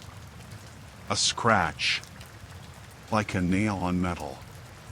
Not a loud one. A small dragging sound. I backed into the corner and watched the ceiling. I didn't move. My hands were shaking. I didn't want to speak. I didn't want it to know I heard it. After a few seconds, I saw one of the screws on the ceiling panel turn. Not all the way. Just a twitch. I stared at it. I couldn't stop looking at it. Then it turned again. A little more. I didn't think. I hit the emergency button again and again. I kicked the door. I shouted louder than before. I didn't care if I sounded afraid now. I just needed someone to hear. The screw stopped turning. The breathing stopped too. For a moment I thought maybe I had imagined it. Or maybe whoever it was thought someone was coming. I stood still again and waited. Nothing moved for a long time. It could have been minutes or just seconds. I couldn't tell. I didn't stop watching the panel. Then the light flickered again. This time it stayed off longer. While it was dark, I heard the hatch shift open. Just a small creak. Enough that I knew it wasn't part of the building. When the lights came back on, the panel looked the same. But I could still hear breathing. I wanted to scream. I didn't. I sat down in the corner and pulled my knees in close and kept my eyes on the hatch. I didn't take them off. I didn't want to blink. There was a soft clink sound, like metal tapping metal. I think it came from a tool. Something small. Then something touched the hatch from the other side. I saw it bend just a little. Not enough to open, but enough to see that there was pressure from the other side. It pushed once. Twice. I started talking out loud then. Not to it. Just to myself. Saying someone would be here soon. That the building had cameras. That someone would see I was stuck. Then the elevator jerked. It moved just a few inches down, fast, then stopped again. The lights dimmed but stayed on. The hatch didn't move again after that. The breathing slowed down. I stayed in that corner without moving, knees to my chest, and stared at the top of the elevator. I didn't cry. I didn't move. I just kept listening. It must have been at least half an hour before I heard a voice. It was outside the elevator, at the door. Someone said, "Hello? Ma'am? You okay in there?" I jumped up and ran to the door and shouted back. I asked if they could open it. They said yes, they were from maintenance. That the elevator had shorted out. That they were going to get me out. I asked if they saw anyone on top of the elevator. There was a pause. Then the man said no. I said I heard someone. That there was someone up there. He said the system had locked down and that no one should have been in the shaft. That no alarms had gone off. I told him again. He didn't respond to that. It took another few minutes, but they got the door half open and slid a stepladder inside. I climbed out with their help. My legs were shaking. There were two men, both in uniforms. One looked like a security guy. The other had a badge that said building maintenance. They didn't look surprised. They didn't act like anything was wrong. I asked if they checked the top of the elevator. The man with the badge said yes, that there was nothing there. I didn't believe him. I looked at the ceiling. The panel looked normal again. The screws weren't out. The hatch was shut. They led me down the hall. I asked again if they had seen anyone. They just said no. I left the building without going back to my office. I called the building manager the next day and asked if anyone had been reported in the shaft. They said the logs didn't show anything. I asked if someone could get in from outside the building. They said no, not without setting off something. I know what I heard. I know what I saw. And every time I use an elevator now, I look at the panel above me. I try not to, but I do. I look for screws turned the wrong way. I listen for breathing, for anything that isn't part of the machine. And I don't ride them at night anymore.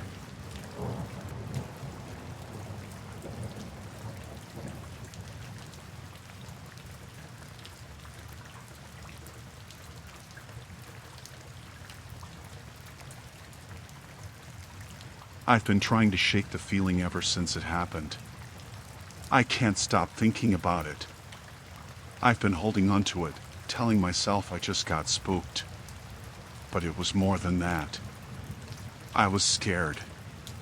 I'm still scared. It started on a Tuesday night. I just finished a shift at the cafe where I work, and I had to take the subway home. It was late, around 11:30 p.m., and the station was pretty quiet.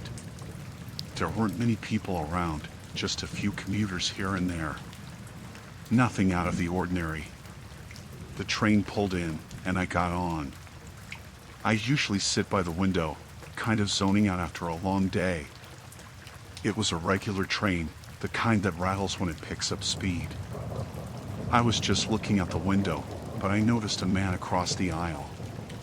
He was sitting 2 seats away, not really looking at anything in particular. He was older, maybe in his mid-30s, and wearing a dark jacket and a hat. I didn't think much of it at first, but then I noticed his phone. It was pointed right at me. At first, I thought maybe he was just checking something on his phone. But no, it didn't feel like that. It felt intentional. Like he was taking pictures or videos. I couldn't tell for sure, but I felt my stomach twist. I shifted in my seat, trying to pretend like I hadn't noticed, but I couldn't stop glancing at him out of the corner of my eye. The train went a few stops, and the weird feeling in my chest wouldn't go away. It only got worse. He wasn't even trying to hide it. He was holding the phone in his hand, with the screen facing me, like he was filming. I couldn't understand it. I was alone, it was late, and it just felt so wrong. I finally made up my mind. I wasn't going to just sit there and let him do whatever he was doing. I stood up quickly and moved to the next car. I hoped that was the end of it. Maybe he was just some weird guy. Maybe he wouldn't follow me. I was wrong. I sat down in the next car, feeling a little better now that I was farther away from him. But I didn't feel safe. I didn't feel okay. I could still feel my heart pounding in my chest. I glanced over, and there he was, walking through the train, heading straight for the car I was in. He didn't look at anyone else, just me. I was frozen, my mind racing, trying to figure out what to do. He sat across from me, same as before. The phone was still in his hand. He was still pointing it in my direction. I wanted to scream, but I didn't. I didn't know what would happen if I did. What if he made it worse? What if he did something to me on this empty train at night? I just sat there, barely breathing, hoping he'd stop. The train slowed as it approached the next station, and I didn't wait. I couldn't wait. I grabbed my bag, got up, and rushed to the door. I needed to get out. The doors opened, and I stepped off the train before I even looked around. I didn't know if he was still following me. I didn't know if he had gotten off too. I didn't know anything. I walked faster.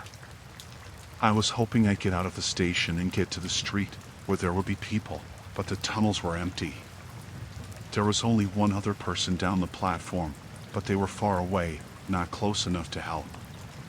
My thoughts raced. I felt like I was on edge, like I couldn't relax, like something bad was going to happen. And then I heard footsteps behind me. I turned around and saw him. The man from the train. He was still following me. I don't even know how long I stood there staring at him. I think I was frozen for a moment, just processing what was happening. He was still a little way behind me, but he was definitely following me. I could see his face more clearly now, and I don't know what it was about it that made my blood run cold, but there was something about the way he looked. He wasn't smiling. His face was blank, almost like he wasn't even thinking. He just was. I started walking faster, hoping I could lose him, but he picked up his pace too. My heart started to pound, and every footstep behind me felt like it was coming closer. I didn't know what to do. I didn't know if I should keep walking, or if I should stop and yell for help, or what. I felt trapped, like the walls of the subway were closing in. I rounded a corner and saw the exit. I wanted to sprint for it, but I didn't. I couldn't make it obvious I was running. I didn't want him to chase me faster. So, I tried to keep it casual, just walking a little faster, but keeping my cool, like I was just trying to catch a bus or something. I reached the exit and I didn't look back. I pushed through the turnstiles and out onto the street. My heart was beating so loud in my ears. I didn't look around at first, just kept walking, but I could still feel his eyes on me. I didn't know how far back he was, but I wasn't going to wait around to find out. I walked for a while, keeping to the busy streets where people were still out. I didn't stop to breathe. I didn't look over my shoulder. I don't know how long I walked, but I didn't stop until I made it to my apartment building. I rushed inside, up the stairs, and into my apartment. I locked the door and bolted it shut. I've been here ever since. I'm not taking the subway anymore, not late at night. I've told my friends about it, but no one seems to understand how I feel. They think it was just a guy being creepy. Maybe it was, but it felt worse than that. I feel like I'm being watched all the time now. Every time I walk past a car, or if I see someone standing in the street, I get this sick feeling in my stomach. I can't shake it. I don't know if he's still out there. I don't know if he's looking for me. I can't trust anyone anymore. I just want to forget what happened. But every time I close my eyes, I can still hear his footsteps behind me.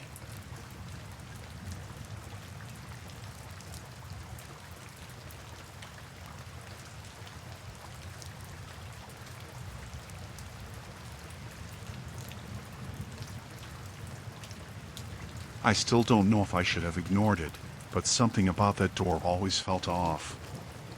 I never thought much of it at first. It was just part of the house. But that's the thing about living in a shared space, you get used to things, even the odd ones. I moved into a room in a house with a few other people, all renting from the same landlord. The place was older, with creaky floors and walls that never felt quite right. The rent was cheap, though, and at the time, that was all that mattered. My room was small, just big enough for a bed and a dresser, and I was fine with it. The kitchen was a little cramped, but functional. The living room was fine. Nothing special. But there was something that always caught my attention every time I walked down the hallway. It was a door, at the end of the hall, always locked. It never made sense to me. It wasn't part of my space, but it was just there. The door had no handle on the outside, just a small, round doorknob and a worn-out sign on it that I couldn't quite make out. I never really thought about it until one day, about a month after I moved in, I decided to ask the landlord about it. I was sitting at the kitchen table when he came through to drop off some mail. It was just him and me at that moment. "Hey, quick question," I said, trying to keep it casual. "What's with the door at the end of the hall? I noticed it's always locked." He didn't react right away. He just stood there for a second, looking at me with kind of a blank expression. Then he shrugged, like it wasn't something he'd ever thought about before. "Oh, that old thing? There's nothing behind it. Just a utility closet or something. I think it used to lead to some old storage rooms, but we sealed it off years ago. I wasn't sure I bought that." A utility closet? It didn't look like one. The way the door was constructed, the way the knob sat in the wood, it felt like something more than just a closet. But I let it go. Maybe it was just an odd part of the house. People had weird stuff in old buildings. I didn't need to press him about it. Time went on, and the house felt like it was falling into a routine. The other housemates kept to themselves, and I did the same. There was nothing that felt out of place except for the door. I still couldn't shake the nagging feeling that it wasn't just a utility closet, no matter how the landlord explained it. It wasn't just a locked door, either. It was the way the rest of the house felt. It was a weird, unsettling sense that something wasn't quite right. The house had its own strange atmosphere. It felt like it was holding something back, keeping something secret. One day, I came home from work, and as usual, I walked down the hall to my room. I'd been out late that night, and it was dark when I walked through the house. As I turned the corner into the hallway, I stopped. The door, the locked one, was gone. There was no sign of it. No frame, no handle, no knob. Just a blank wall. I blinked, thinking I was seeing things. I walked over to where the door used to be, and sure enough, there was nothing. The wall was just solid. There was no evidence of a door ever being there at all. I immediately felt a wave of confusion wash over me. I didn't know what to make of it. I stared at the spot where the door had been for what felt like a long time, trying to process what I was seeing. But it didn't make sense. I could hear footsteps coming from the living room, so I turned around quickly. It was one of the other housemates, who was on the phone and didn't seem to notice anything strange. "Hey, what happened to the door at the end of the hall?" I asked, my voice a little shakier than I meant for it to be. She looked at me like I had three heads. "What door?" "The one at the end of the hall." "The locked one," I said, pointing down the hallway to where the wall was now smooth, with no sign of the door ever having been there. She glanced down the hall, then back at me. "There's no door at the end of the hall. Never has been." I felt my heart skip a beat. "What do you mean?" "There was a door. It was locked, but I always saw it there." She shook her head. "I think you're mistaken. There's never been a door there. It's just a wall." That didn't make any sense. I wasn't mistaken. I knew what I'd seen. But the way she looked at me, so matter-of-fact, like it wasn't even worth arguing about, made me question myself for a second. Maybe I was just tired. Maybe it was all in my head. But then I thought about the landlord. I needed to ask him. I didn't care how strange it sounded. I had to know what happened to that door. The next morning, I asked him about it, hoping he'd explain something that made sense. "Hey, about the door at the end of the hall," I started. "I noticed it's gone. There's just a wall now." He paused, looking at me for a long moment. His face was unreadable. Then, finally, he said. "There's never been a door there." I stared at him, my chest tightening. "No, I swear. It was always locked, but it was there." He shook his head, slowly. "You must have imagined it. There was never a door there, trust me." I tried to argue, but he cut me off. "Listen, I've owned this house for years. There was never any door there. If you say you remember it, maybe you're just confusing it with something else." I wanted to say more, but something about the way he said it made me feel small. Like I was crazy for even bringing it up. I didn't know what else to say, so I just dropped it. But I couldn't stop thinking about it. I kept asking myself if I really had imagined it, if I had just lost my mind. The whole thing felt so wrong. I haven't been able to shake it since. I don't know what happened to that door. I don't know what it meant, but I can't stop thinking about it. Every time I walk down the hallway, I look at that spot, and I feel that weird, heavy feeling in my chest. That feeling like something is being hidden from me. I don't know if I'll ever get an answer. But I can't stop wondering, what was behind that door? What was the landlord hiding? Why was it locked? And why does it feel like I'll never get the truth?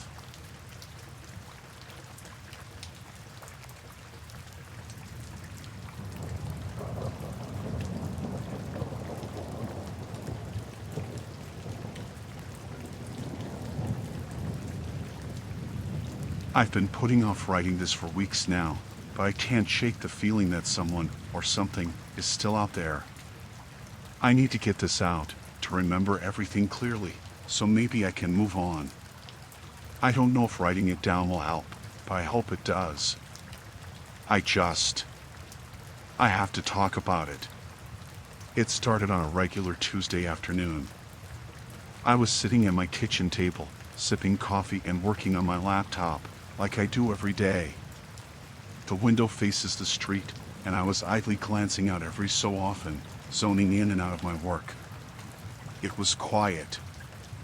I lived in a fairly calm area, not too busy, so I'd often watch the same people walk by, the same cars go down the street, things like that. Nothing unusual. Then, I saw him. A man, standing across the street near the light pole. He was wearing one of those orange reflective vests, the kind utility workers wear. I thought it was odd that he was standing there, right under the streetlight, seemingly inspecting the pole. It wasn't like the streetlights had been out or anything. I hadn't seen any work crews around. The man was holding some tools in his hands and pretending to fiddle with the light pole, but it didn't seem like he was doing anything. He was just standing there. I watched him for a minute. He didn't move, didn't seem to notice me watching him through the window. I'd get it if the light was out and they were fixing it, but this just seemed like a weird time for it. I shrugged it off. Maybe he was just doing a routine check or something. It wasn't my problem, so I turned back to my laptop. But something didn't sit right with me. There was just something about the way he stood there, staring up at the light pole. It wasn't like he was working, it was like he was waiting for something. I spent the next few hours glued to my screen, trying to focus on my work. I kept hearing faint sounds from outside, but I didn't pay attention. Maybe it was just the usual sounds of the city, I told myself. I heard a car drive by, some birds chirping, the occasional laugh from someone walking down the street.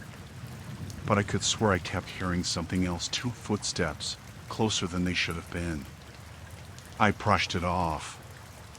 I was just being paranoid. Later that night, around 9 p.m., I finished up my work and decided to get some rest. My apartment was on the 2nd floor, so I always felt a little safer. I locked the door, pulled the curtains closed, and got ready for bed. My phone buzzed on the table next to me, so I went over to check it. And then I heard it. A knock at the door. At first, I thought it was just someone from downstairs, maybe a neighbor asking for something. But then I remembered everyone had their own keys, and the landlord was away for the weekend. No one had any reason to knock. I froze. It was too late for someone to be coming by. My heart started beating faster as I slowly walked to the door. I peeked through the peephole, and what I saw made my stomach drop. There was a man standing on the other side of the door. He was wearing the same orange reflective vest I had seen earlier. He wasn't holding any tools this time, but he looked different. Like he had been waiting for me to answer. His face was slightly obscured by a baseball cap, but I could tell he was looking directly at me. I felt a wave of dread wash over me. My mind raced. I didn't know what to do. Was he a delivery person? But I hadn't ordered anything. My gut told me something wasn't right. I stayed quiet, hoping he'd just leave, but the knock came again, louder this time. And then came a voice, low and calm, but with an edge. "Ma'am, I'm with the utility company. We had a reported issue with the light pole outside.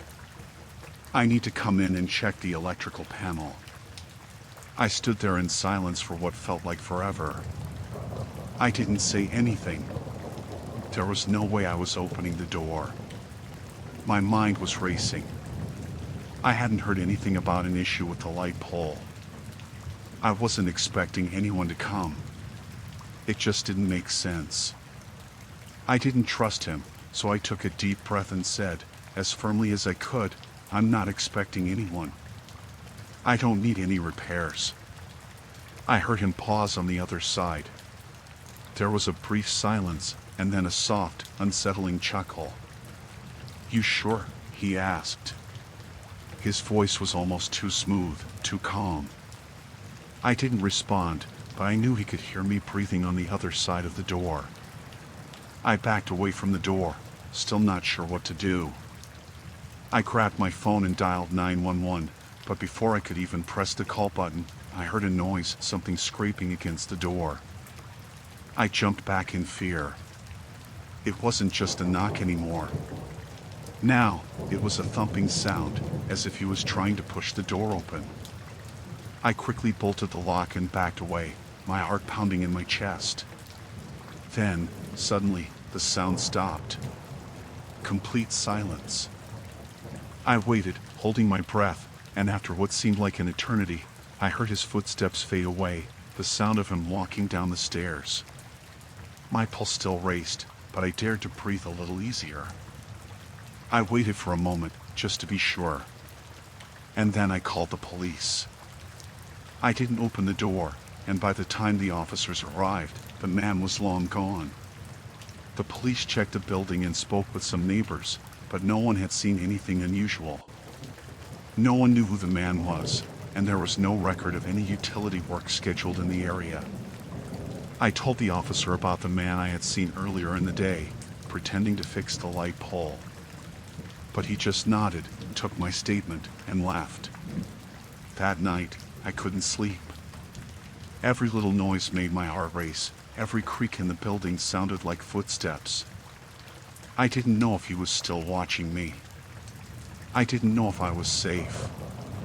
But what scared me the most was that, when I woke up the next morning and looked outside, the light pole was perfectly fine. There was no sign of any damage. There had been no reason for him to be there in the first place. I didn't see him again. I don't know if I ever will. But sometimes, when I'm walking around the neighborhood or driving home, I still feel like I'm being watched. I don't know who he was or what he wanted, but I can't shake the feeling that he's still out there, just waiting for the right moment to come back.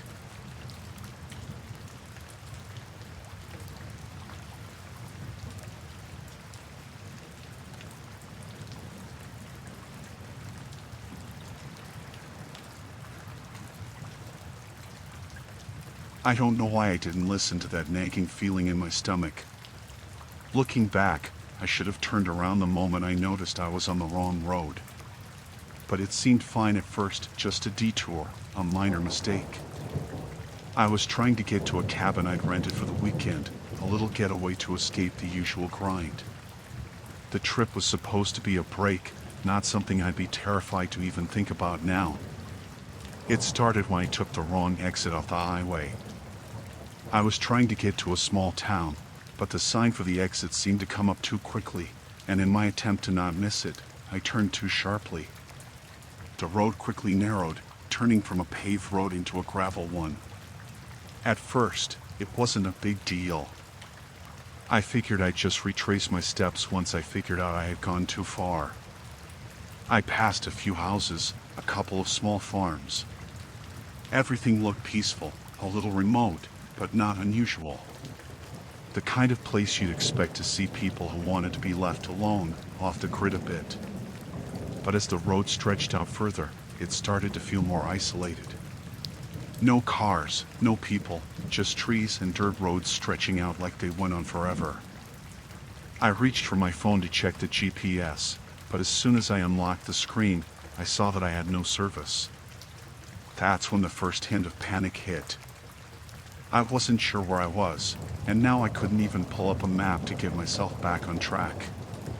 Still, I told myself to stay calm. I'd figure it out. I kept driving, hoping I would get some signal or run into another road sign. The road twisted and turned, and I started to wonder if I was going in circles. After what felt like an hour or more, I decided to turn around. I wasn't far enough out that it would matter if I just doubled back, right?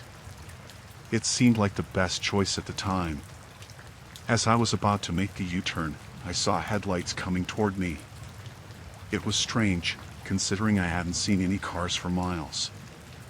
I figured it was just someone else in the same situation as me, maybe someone else who had made the wrong turn. But as the headlights grew brighter, I realized something wasn't right. They weren't just passing by. They were stopping. I shifted the car into reverse and slowly started to back up, trying to keep my cool. But then, more headlights appeared. 2 cars now blocked the road on either side. I couldn't move forward. I couldn't back up. I was trapped. The first car parked about 20 feet in front of me. The second car stopped behind me. I didn't recognize the make of either vehicle. Neither had license plates on the front, and the back ones were too dirty to make out. My heart started racing as I watched the figures inside the vehicles. The windows were tinted, and I couldn't see who was in them, but I could tell they were watching me. I sat frozen for a second, trying to make sense of what was happening. Maybe they were just people lost like me. Maybe they were just trying to help. But something about the whole situation felt off, like I was being set up. I reached for my phone again, hoping to call someone, anyone, but of course, I had no service. Not even enough to dial 911. That's when the doors of the cars opened, and 2 men got out from each. They didn't seem hurried. They didn't seem scared. They moved with this calm certainty that made my skin crawl. I tried to stay calm, but my body was already tensing up. I told myself not to panic, but I could feel it creeping in. The men started walking toward me. They didn't look like they had any particular purpose or urgency. They just walked. Slow and steady, their boots crunching on the gravel. Their faces were mostly obscured by the shadows, but I could see enough to know they weren't just a couple of harmless guys asking for directions.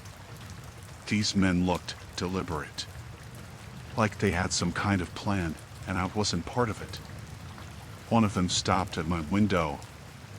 He was wearing a dark jacket, a baseball cap, and a pair of sunglasses even though it was well past sunset.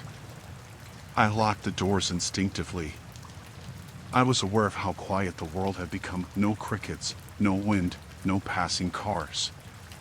Just the sound of his breathing outside my window and the faint hum of the engine.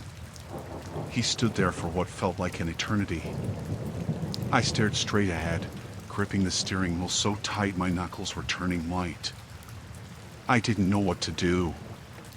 If I rolled down the window, If I let him in, what could happen? He knocked on the window. A sharp, loud sound. "Hey," he said, his voice low and calm. "Can you step up for a second?" I didn't respond. I just shook my head, hoping he'd take the hint. "Don't make this harder than it has to be," he added, still calm, but something darker in his voice now. He wasn't asking anymore. He was telling me. I wanted to just speed off, drive right through them, but I knew that would be a mistake.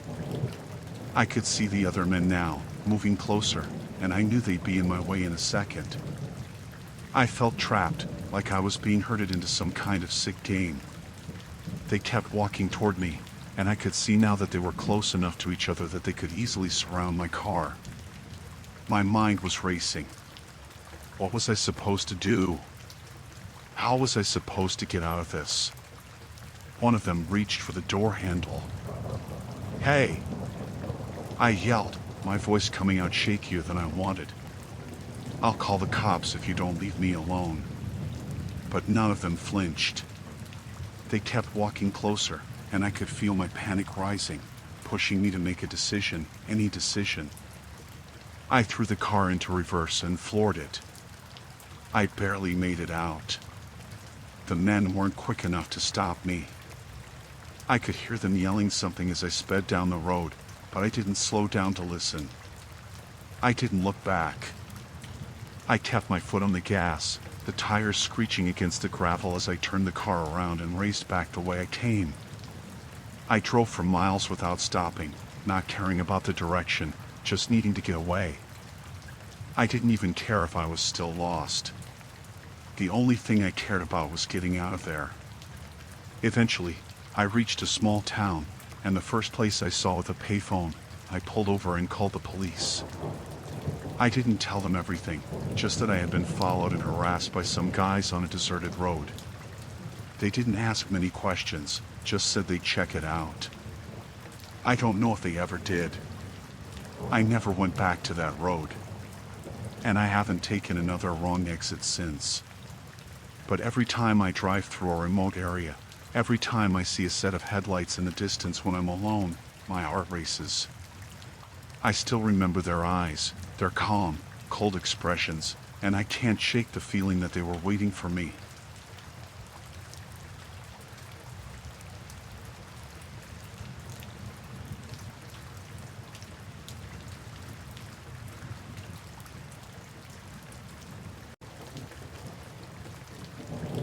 It all started when I decided to apply for a job I found online. The listing seemed promising, a decent position with good pay for something I was experienced in. I had been looking for a new job for months, and after a few dead-end interviews, this seemed like a real opportunity. The ad was brief, but it had all the right details: job description, qualifications, and an email address to apply. It looked legitimate. I didn't think twice when I sent my resume. A couple of days later, I received a reply. It wasn't a typical response, no dear, name, or anything formal. Just a short message that said, "We've reviewed your application. Please come to the following address for an interview." They included the address, and the email gave me a contact number in case I needed it. The address wasn't too far from where I lived. I looked it up on Google Maps and saw that it was in a business district, so it seemed fine. I didn't think much about it when I left my apartment that morning. I was nervous, yes, but that's normal. Job interviews always made me a little anxious. When I got to the building, things already felt off. It was a tall, narrow office complex, mostly glass windows. I took the elevator up to the floor mentioned in the email. As soon as the doors opened, I was hit by an odd sense of emptiness. The floor was quiet. There was no one at the reception desk. No signs or plaques to indicate any businesses. Just a long hallway with dark gray carpeting and closed doors. I figured the place must be new, maybe a startup that hadn't had time to set up proper signage. I checked the email again. The room number matched what was on the door next to me. It had no company name, no logo, just a number 205. I knocked. No answer. I knocked again, a little louder this time, and I waited. After a few moments, I decided to just open the door. Maybe the interviewer was running late or something.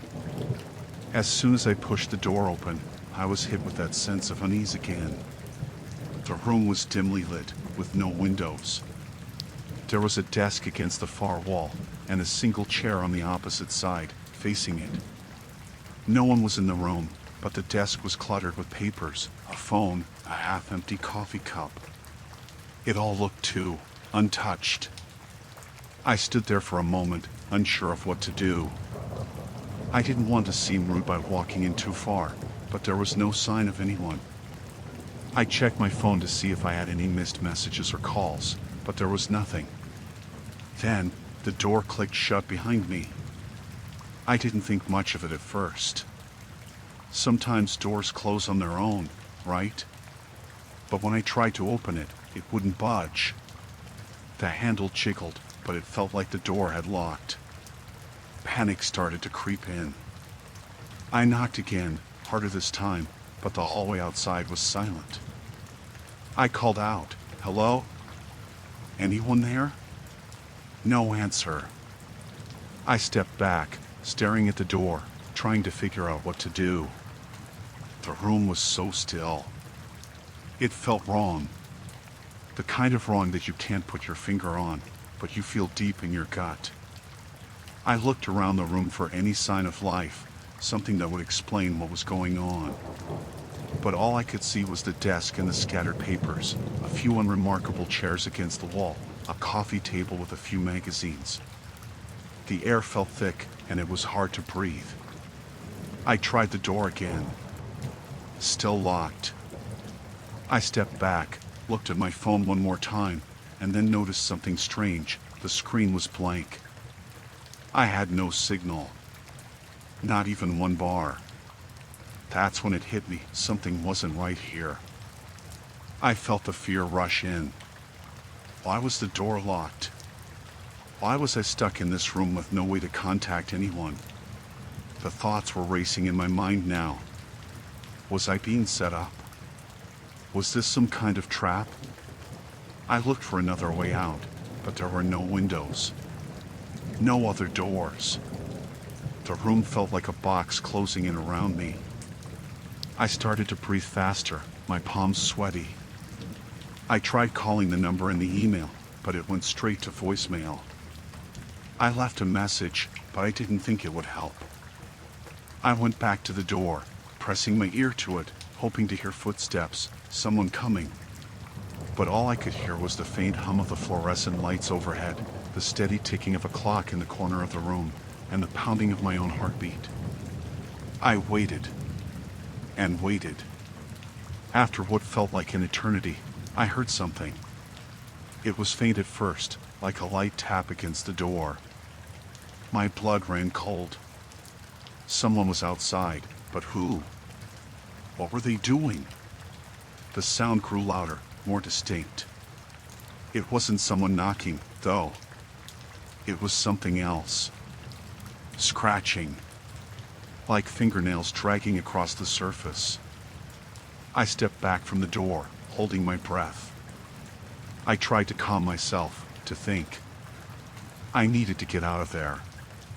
But the longer I stood there, the more the sense of something being terribly wrong took over. Why hadn't anyone come in? Why hadn't anyone answered when I called out? Why had the door locked behind me? I backed away from the door slowly, my mind racing through every possible scenario. I had to get out.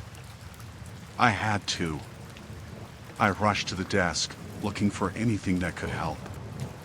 A key, a spare phone, anything. But there was nothing. Just more papers, pens, and old coffee cups. I grabbed the chair, lifting it over my head, ready to smash it against the door if I had to. The noise from the other side of the door stopped, and for a moment, everything was eerily quiet again. Then, I heard it. The unmistakable sound of the door handle turning. Slowly, as if someone on the other side was just waiting, savoring the moment. My blood ran cold again. I froze, gripping the chair tightly, not sure what was coming next. The door creaked open. I didn't wait to see who was on the other side. In a split second, I bolted toward the door and shoved past whoever was standing there.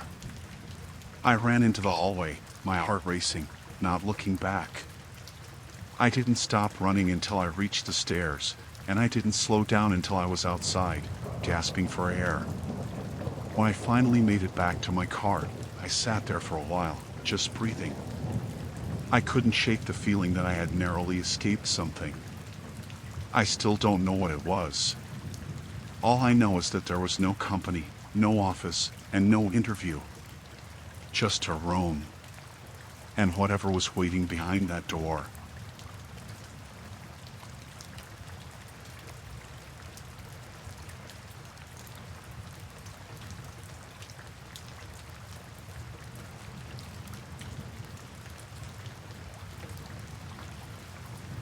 It was just a normal jog, nothing out of the ordinary.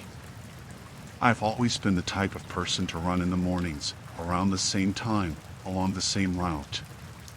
It's peaceful, and it helps clear my mind before the craziness of the day. The route I take is mostly quiet, passing through some residential streets and a small park. I've been doing it for months now, and it's become part of my routine. One morning, though, I noticed something. There was a car parked at the curb near the end of the street. It was an older model, dark-colored sedan. Nothing too strange about it, really, except that it was there at the same time I was running, and the man sitting inside it was just staring ahead, not doing anything. He didn't look like he was waiting for anyone. He didn't seem like he was doing anything. He was just there. I didn't think much of it at first. Maybe it was just someone parked, taking a break, or on their phone. I passed by it like I usually do and continued my run. The next day, I noticed the same car again, parked in the same spot. The man was there again, sitting in the driver's seat, staring out the window. He didn't seem to notice me, but I couldn't help but feel a little off. It wasn't like I was scared or anything, but something about it felt strange. I figured it was just a coincidence. Maybe he was someone who worked in the area or lived nearby. I didn't think much more of it and went about my run. A couple of days later, though, the car was there again. This time, I noticed something new. The man was watching me. His eyes followed me as I ran by, but it wasn't the kind of look someone gives you when they're just noticing someone. It felt intentional. Like he was focused on me. And that's when I started to feel uneasy. I tried to ignore it, telling myself it was nothing, that I was just being paranoid. But each day, the car was there. The man was there. Always sitting, always watching. I started to wonder if maybe I was just seeing things, overthinking it. But then came the day when things changed. I was halfway through my run when I noticed that the car, which was usually parked in that same spot, was now moving. The man was driving slowly, keeping a distance behind me. I didn't want to make a big deal out of it, so I just kept running, trying to brush it off. But then I realized he wasn't just passing by. He was following me. I wasn't sure if I was imagining it, but when I turned onto the next street, I noticed the car was still behind me. It wasn't close, but it wasn't far either. Just enough to make me feel like I was being tracked. I could feel my heart start to race. I told myself again that it was nothing, that it could just be a coincidence. But it didn't feel like one. I picked up my pace, trying to get to a busier street, hoping there'd be more people around. The car followed. It didn't speed up, but it didn't slow down either. I took a sharp turn onto a side street and glanced back, just enough to see the car still trailing me. At this point, my stomach was in knots. I didn't want to panic, but I couldn't help it. I kept running, faster now, hoping I could outrun the situation.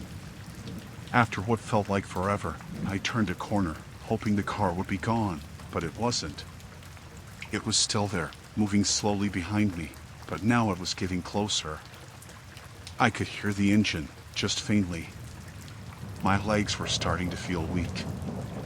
I was close to my house, and I wanted to get there, but my instincts told me to keep running. If I stopped, I felt like something would happen. Finally, I reached the end of the street where my house was, and I looked back one more time. The car was still there, but now it was stopped. The man was sitting in the driver's seat, just staring at me. I couldn't see his face clearly, but I could feel his eyes on me. I didn't stop running. I turned around, went straight into my house, and locked the door behind me. I didn't know what to do. I felt like I had just narrowly escaped something, but I couldn't explain it. My heart was still racing. My mind was reeling. Was it a coincidence? Was he just out for a drive? I tried to tell myself I was overreacting, that I was being paranoid. But it didn't feel like that. It didn't feel like something I could brush off. For the next few days, I tried to go about my routine, but the feeling that I was being watched never really left. I kept expecting to see that same car, that same man, every time I went for a run. And it wasn't just when I was running. I saw the car parked a few blocks away from my house on some days, just sitting there, as if waiting for me to come outside. I started to avoid the area where I usually ran. I took different routes, even though it made my workouts harder. I wasn't sure if he was following me still, or if I was just paranoid. But I couldn't shake the feeling that something wasn't right. Then, a week later, I went for my usual run again, a different route this time. And that's when I saw the car. It was parked on the side of the road, in a place I hadn't seen it before. The man was sitting in the driver's seat, but this time, he wasn't looking at me. He was looking down, like he was waiting for something. It was the same car, the same man. But now I knew I couldn't ignore it anymore. I didn't run past it this time. I didn't take any chances. I stopped, turned around, and went straight back home. I've been changing my route ever since. I haven't seen the car again, but the strange feeling still lingers. It's been weeks, and every time I go for a run, I look around, half expecting to see that car again. I don't know who he was or why he followed me, but I know now that I'll never run the same way again.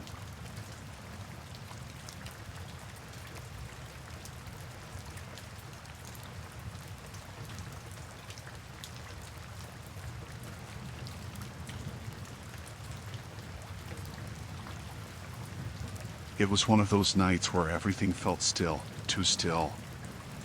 I was driving home after visiting a friend out of town, and the drive back was taking longer than I expected. The roads were empty, and I was already tired. I kept glancing at the clock on my dashboard, 12:45 a.m. I wasn't too far from home, but I still had another 30 minutes of driving ahead of me, and I could feel my eyes getting heavy. The headlights of my car illuminated the dark road ahead, and the occasional streetlight cast long shadows on the pavement. I had driven this route a dozen times before, and it always felt like a quiet, peaceful drive. I wasn't expecting anything unusual to happen. But then, out of nowhere, I saw it. A car parked on the side of the road. Its hazard lights were blinking in the darkness, cutting through the quiet like a warning. It was an older model, something I couldn't quite place, parked halfway off the shoulder. There was no one else around, just me and this car. At first, I thought maybe it had broken down. I didn't want to pass by and ignore someone who might need help. I didn't think twice. I wasn't in a rush, and I wasn't scared of being on this road alone. I thought if I could help, why not? I slowed down, then pulled over a few feet behind the car. I checked my rearview mirror to make sure no one was speeding up behind me. When I glanced at the car, I saw a figure through the foggy windshield, sitting behind the wheel. The car's engine was off, but the hazard lights were still on. I wasn't sure if the person had seen me, so I turned off my engine and got out of the car. I made my way toward the driver's side, trying to appear as friendly as possible. I wasn't nervous, just someone stopping to do the right thing. That's how I felt. As I walked closer, the driver rolled down the window. He was a man, maybe in his 30s, wearing a dark jacket and a baseball cap. His face looked tired, but not frantic. "Hey, are you okay?" I asked, trying to gauge his situation. "Yeah," he said, with a sigh that almost sounded rehearsed. "Just had some engine trouble. My car just stopped running. I think it's the alternator or something. I don't really know much about cars, though. You wouldn't happen to have a jumper cable, would you?" I paused, not sure what to make of it. It wasn't too late, but it wasn't the kind of thing I'd expect to happen on this road. "I'm not sure I have one on me.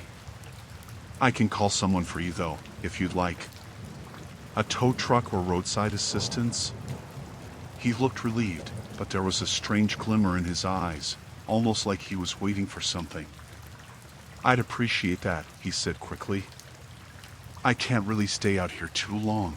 It's kind of sketchy. I don't want anyone else pulling up, you know?"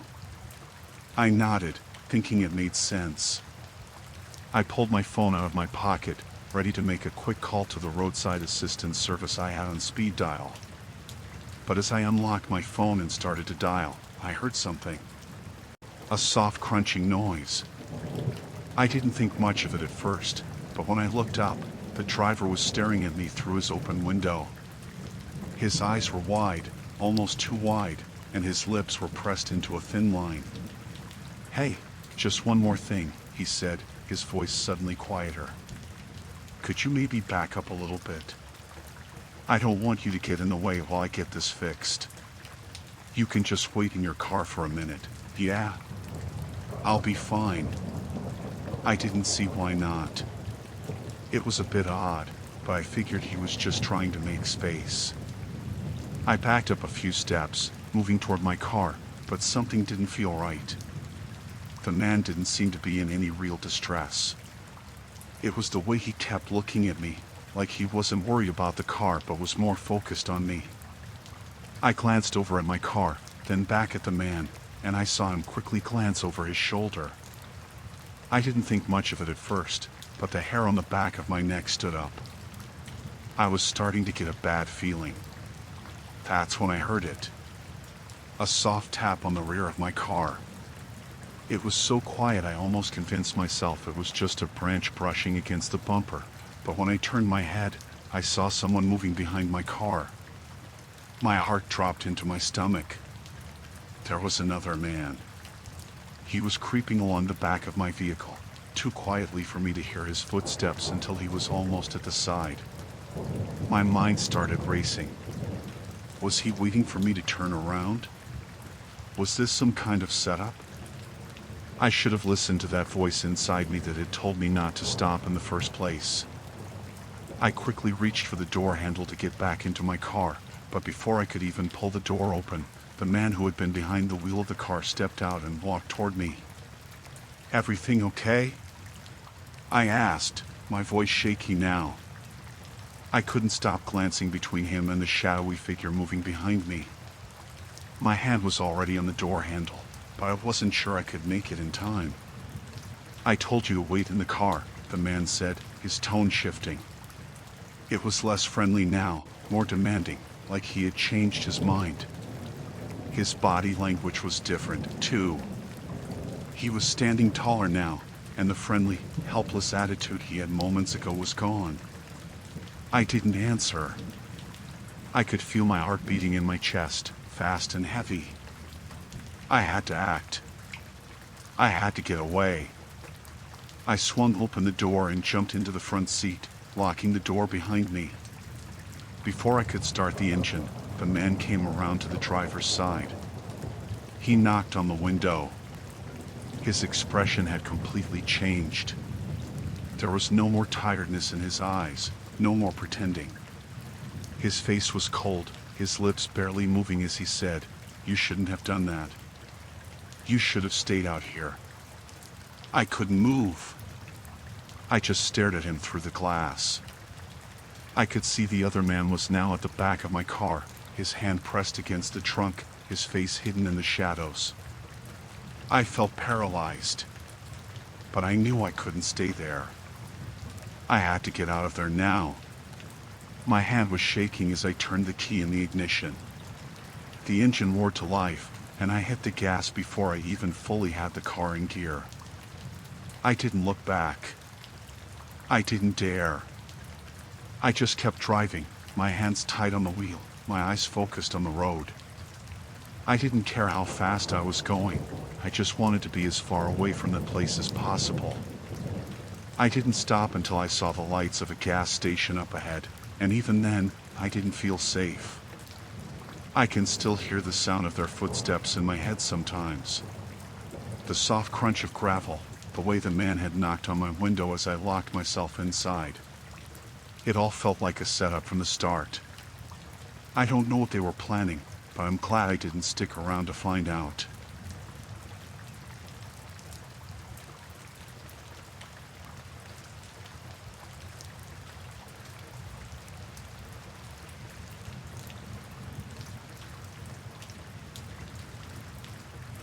I wasn't sure what I was expecting when I checked into the hotel.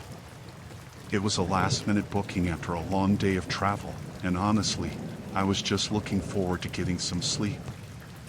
I'd been on the road for nearly 12 hours and my body was aching.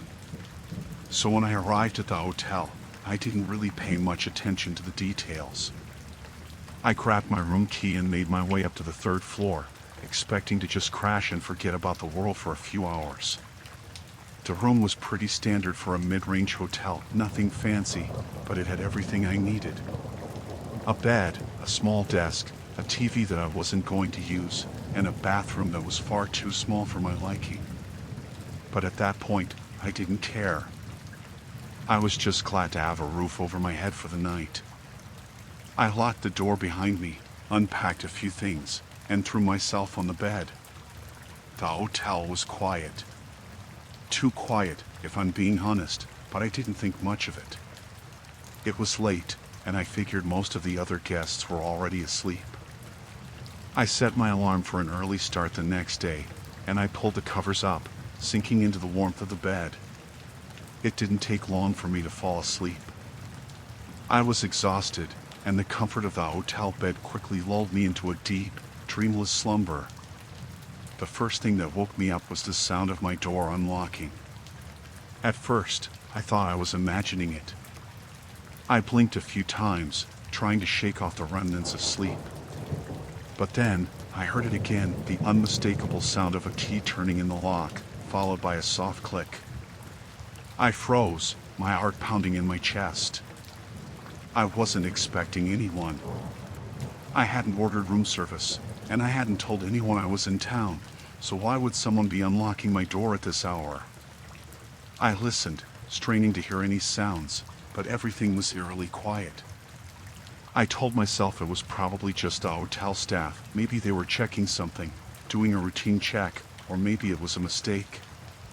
They could have been given the wrong room key by mistake. But that didn't explain why the door opened. I was too scared to move, but my curiosity pushed me to inch closer to the door. I could hear soft footsteps, almost hesitant. The door cracked open just a little more, and I could see the shadow of someone standing in the hallway. Then the door opened all the way. A man stood there, staring at me with wide eyes. He looked disoriented, like he'd just woken up himself. He was holding a room key, and he looked down at it, then back at me. "I'm sorry," he said, his voice shaky. "I think there's been a mistake. I was given this room key at the front desk. I'm supposed to be in here." I sat up in bed, blinking in disbelief. What? The man took a step into the room. His clothes were disheveled, as though he'd been traveling or just got out of bed. His hair was messy, and he had that look on his face, the one people get when they don't quite know what's going on. I could see him glancing around the room, clearly confused. "I'm really sorry," he repeated. "They must have given me the wrong key." I stared at him, still trying to process what was happening. My first instinct was to get up, but I didn't. I couldn't. Something about the way he stood there, looking like he didn't belong, made me feel like I was the one who didn't belong in the room. I should have said something, called the front desk, but the words didn't come out. "You're sure you're in the right room?" I asked, trying to make sense of it. Maybe he'd gotten confused. Maybe he was just tired. Maybe he just made a mistake. But even as I asked, I knew something was wrong. I could feel it in my gut. "I don't know," he said, fidgeting with the key in his hand. He looked over at me again, his face a mix of confusion and embarrassment. "They told me this was where I was supposed to be." There was an odd hesitation in his voice, something off. And yet, there was this genuine, almost apologetic tone in the way he spoke. Something felt wrong. I quickly glanced at the door, then back at the man. It all felt surreal. Why would he walk into a room at this hour, acting so casual about it? Why didn't he immediately apologize and leave when he realized his mistake? "Okay, I think you need to go back downstairs," I said, my voice trembling slightly. I'm not sure what happened, but... Before I could finish, the man stepped further into the room, his presence blocking the doorway. He didn't push past me, but he didn't move either. He stood there, still holding the key, staring at me as if he was processing something. The more I looked at him, the more I realized how out of place he seemed. I tried to stand up, but something stopped me. The room felt smaller now, almost like the walls were closing in. There was this feeling in the pit of my stomach, a sense of unease that kept growing. My hand reached for my phone on the bedside table, but I was too slow. "I'm really sorry," the man said again, his eyes never leaving mine. "I didn't mean to intrude. But this is my room, right?" I swallowed hard. My heart was racing, and I could feel my palms starting to sweat. Something about the way he asked that question, it was like he didn't even care whether he was supposed to be there or not. I finally found my voice. "No, it's not. I've been here all night. I'm the one staying here."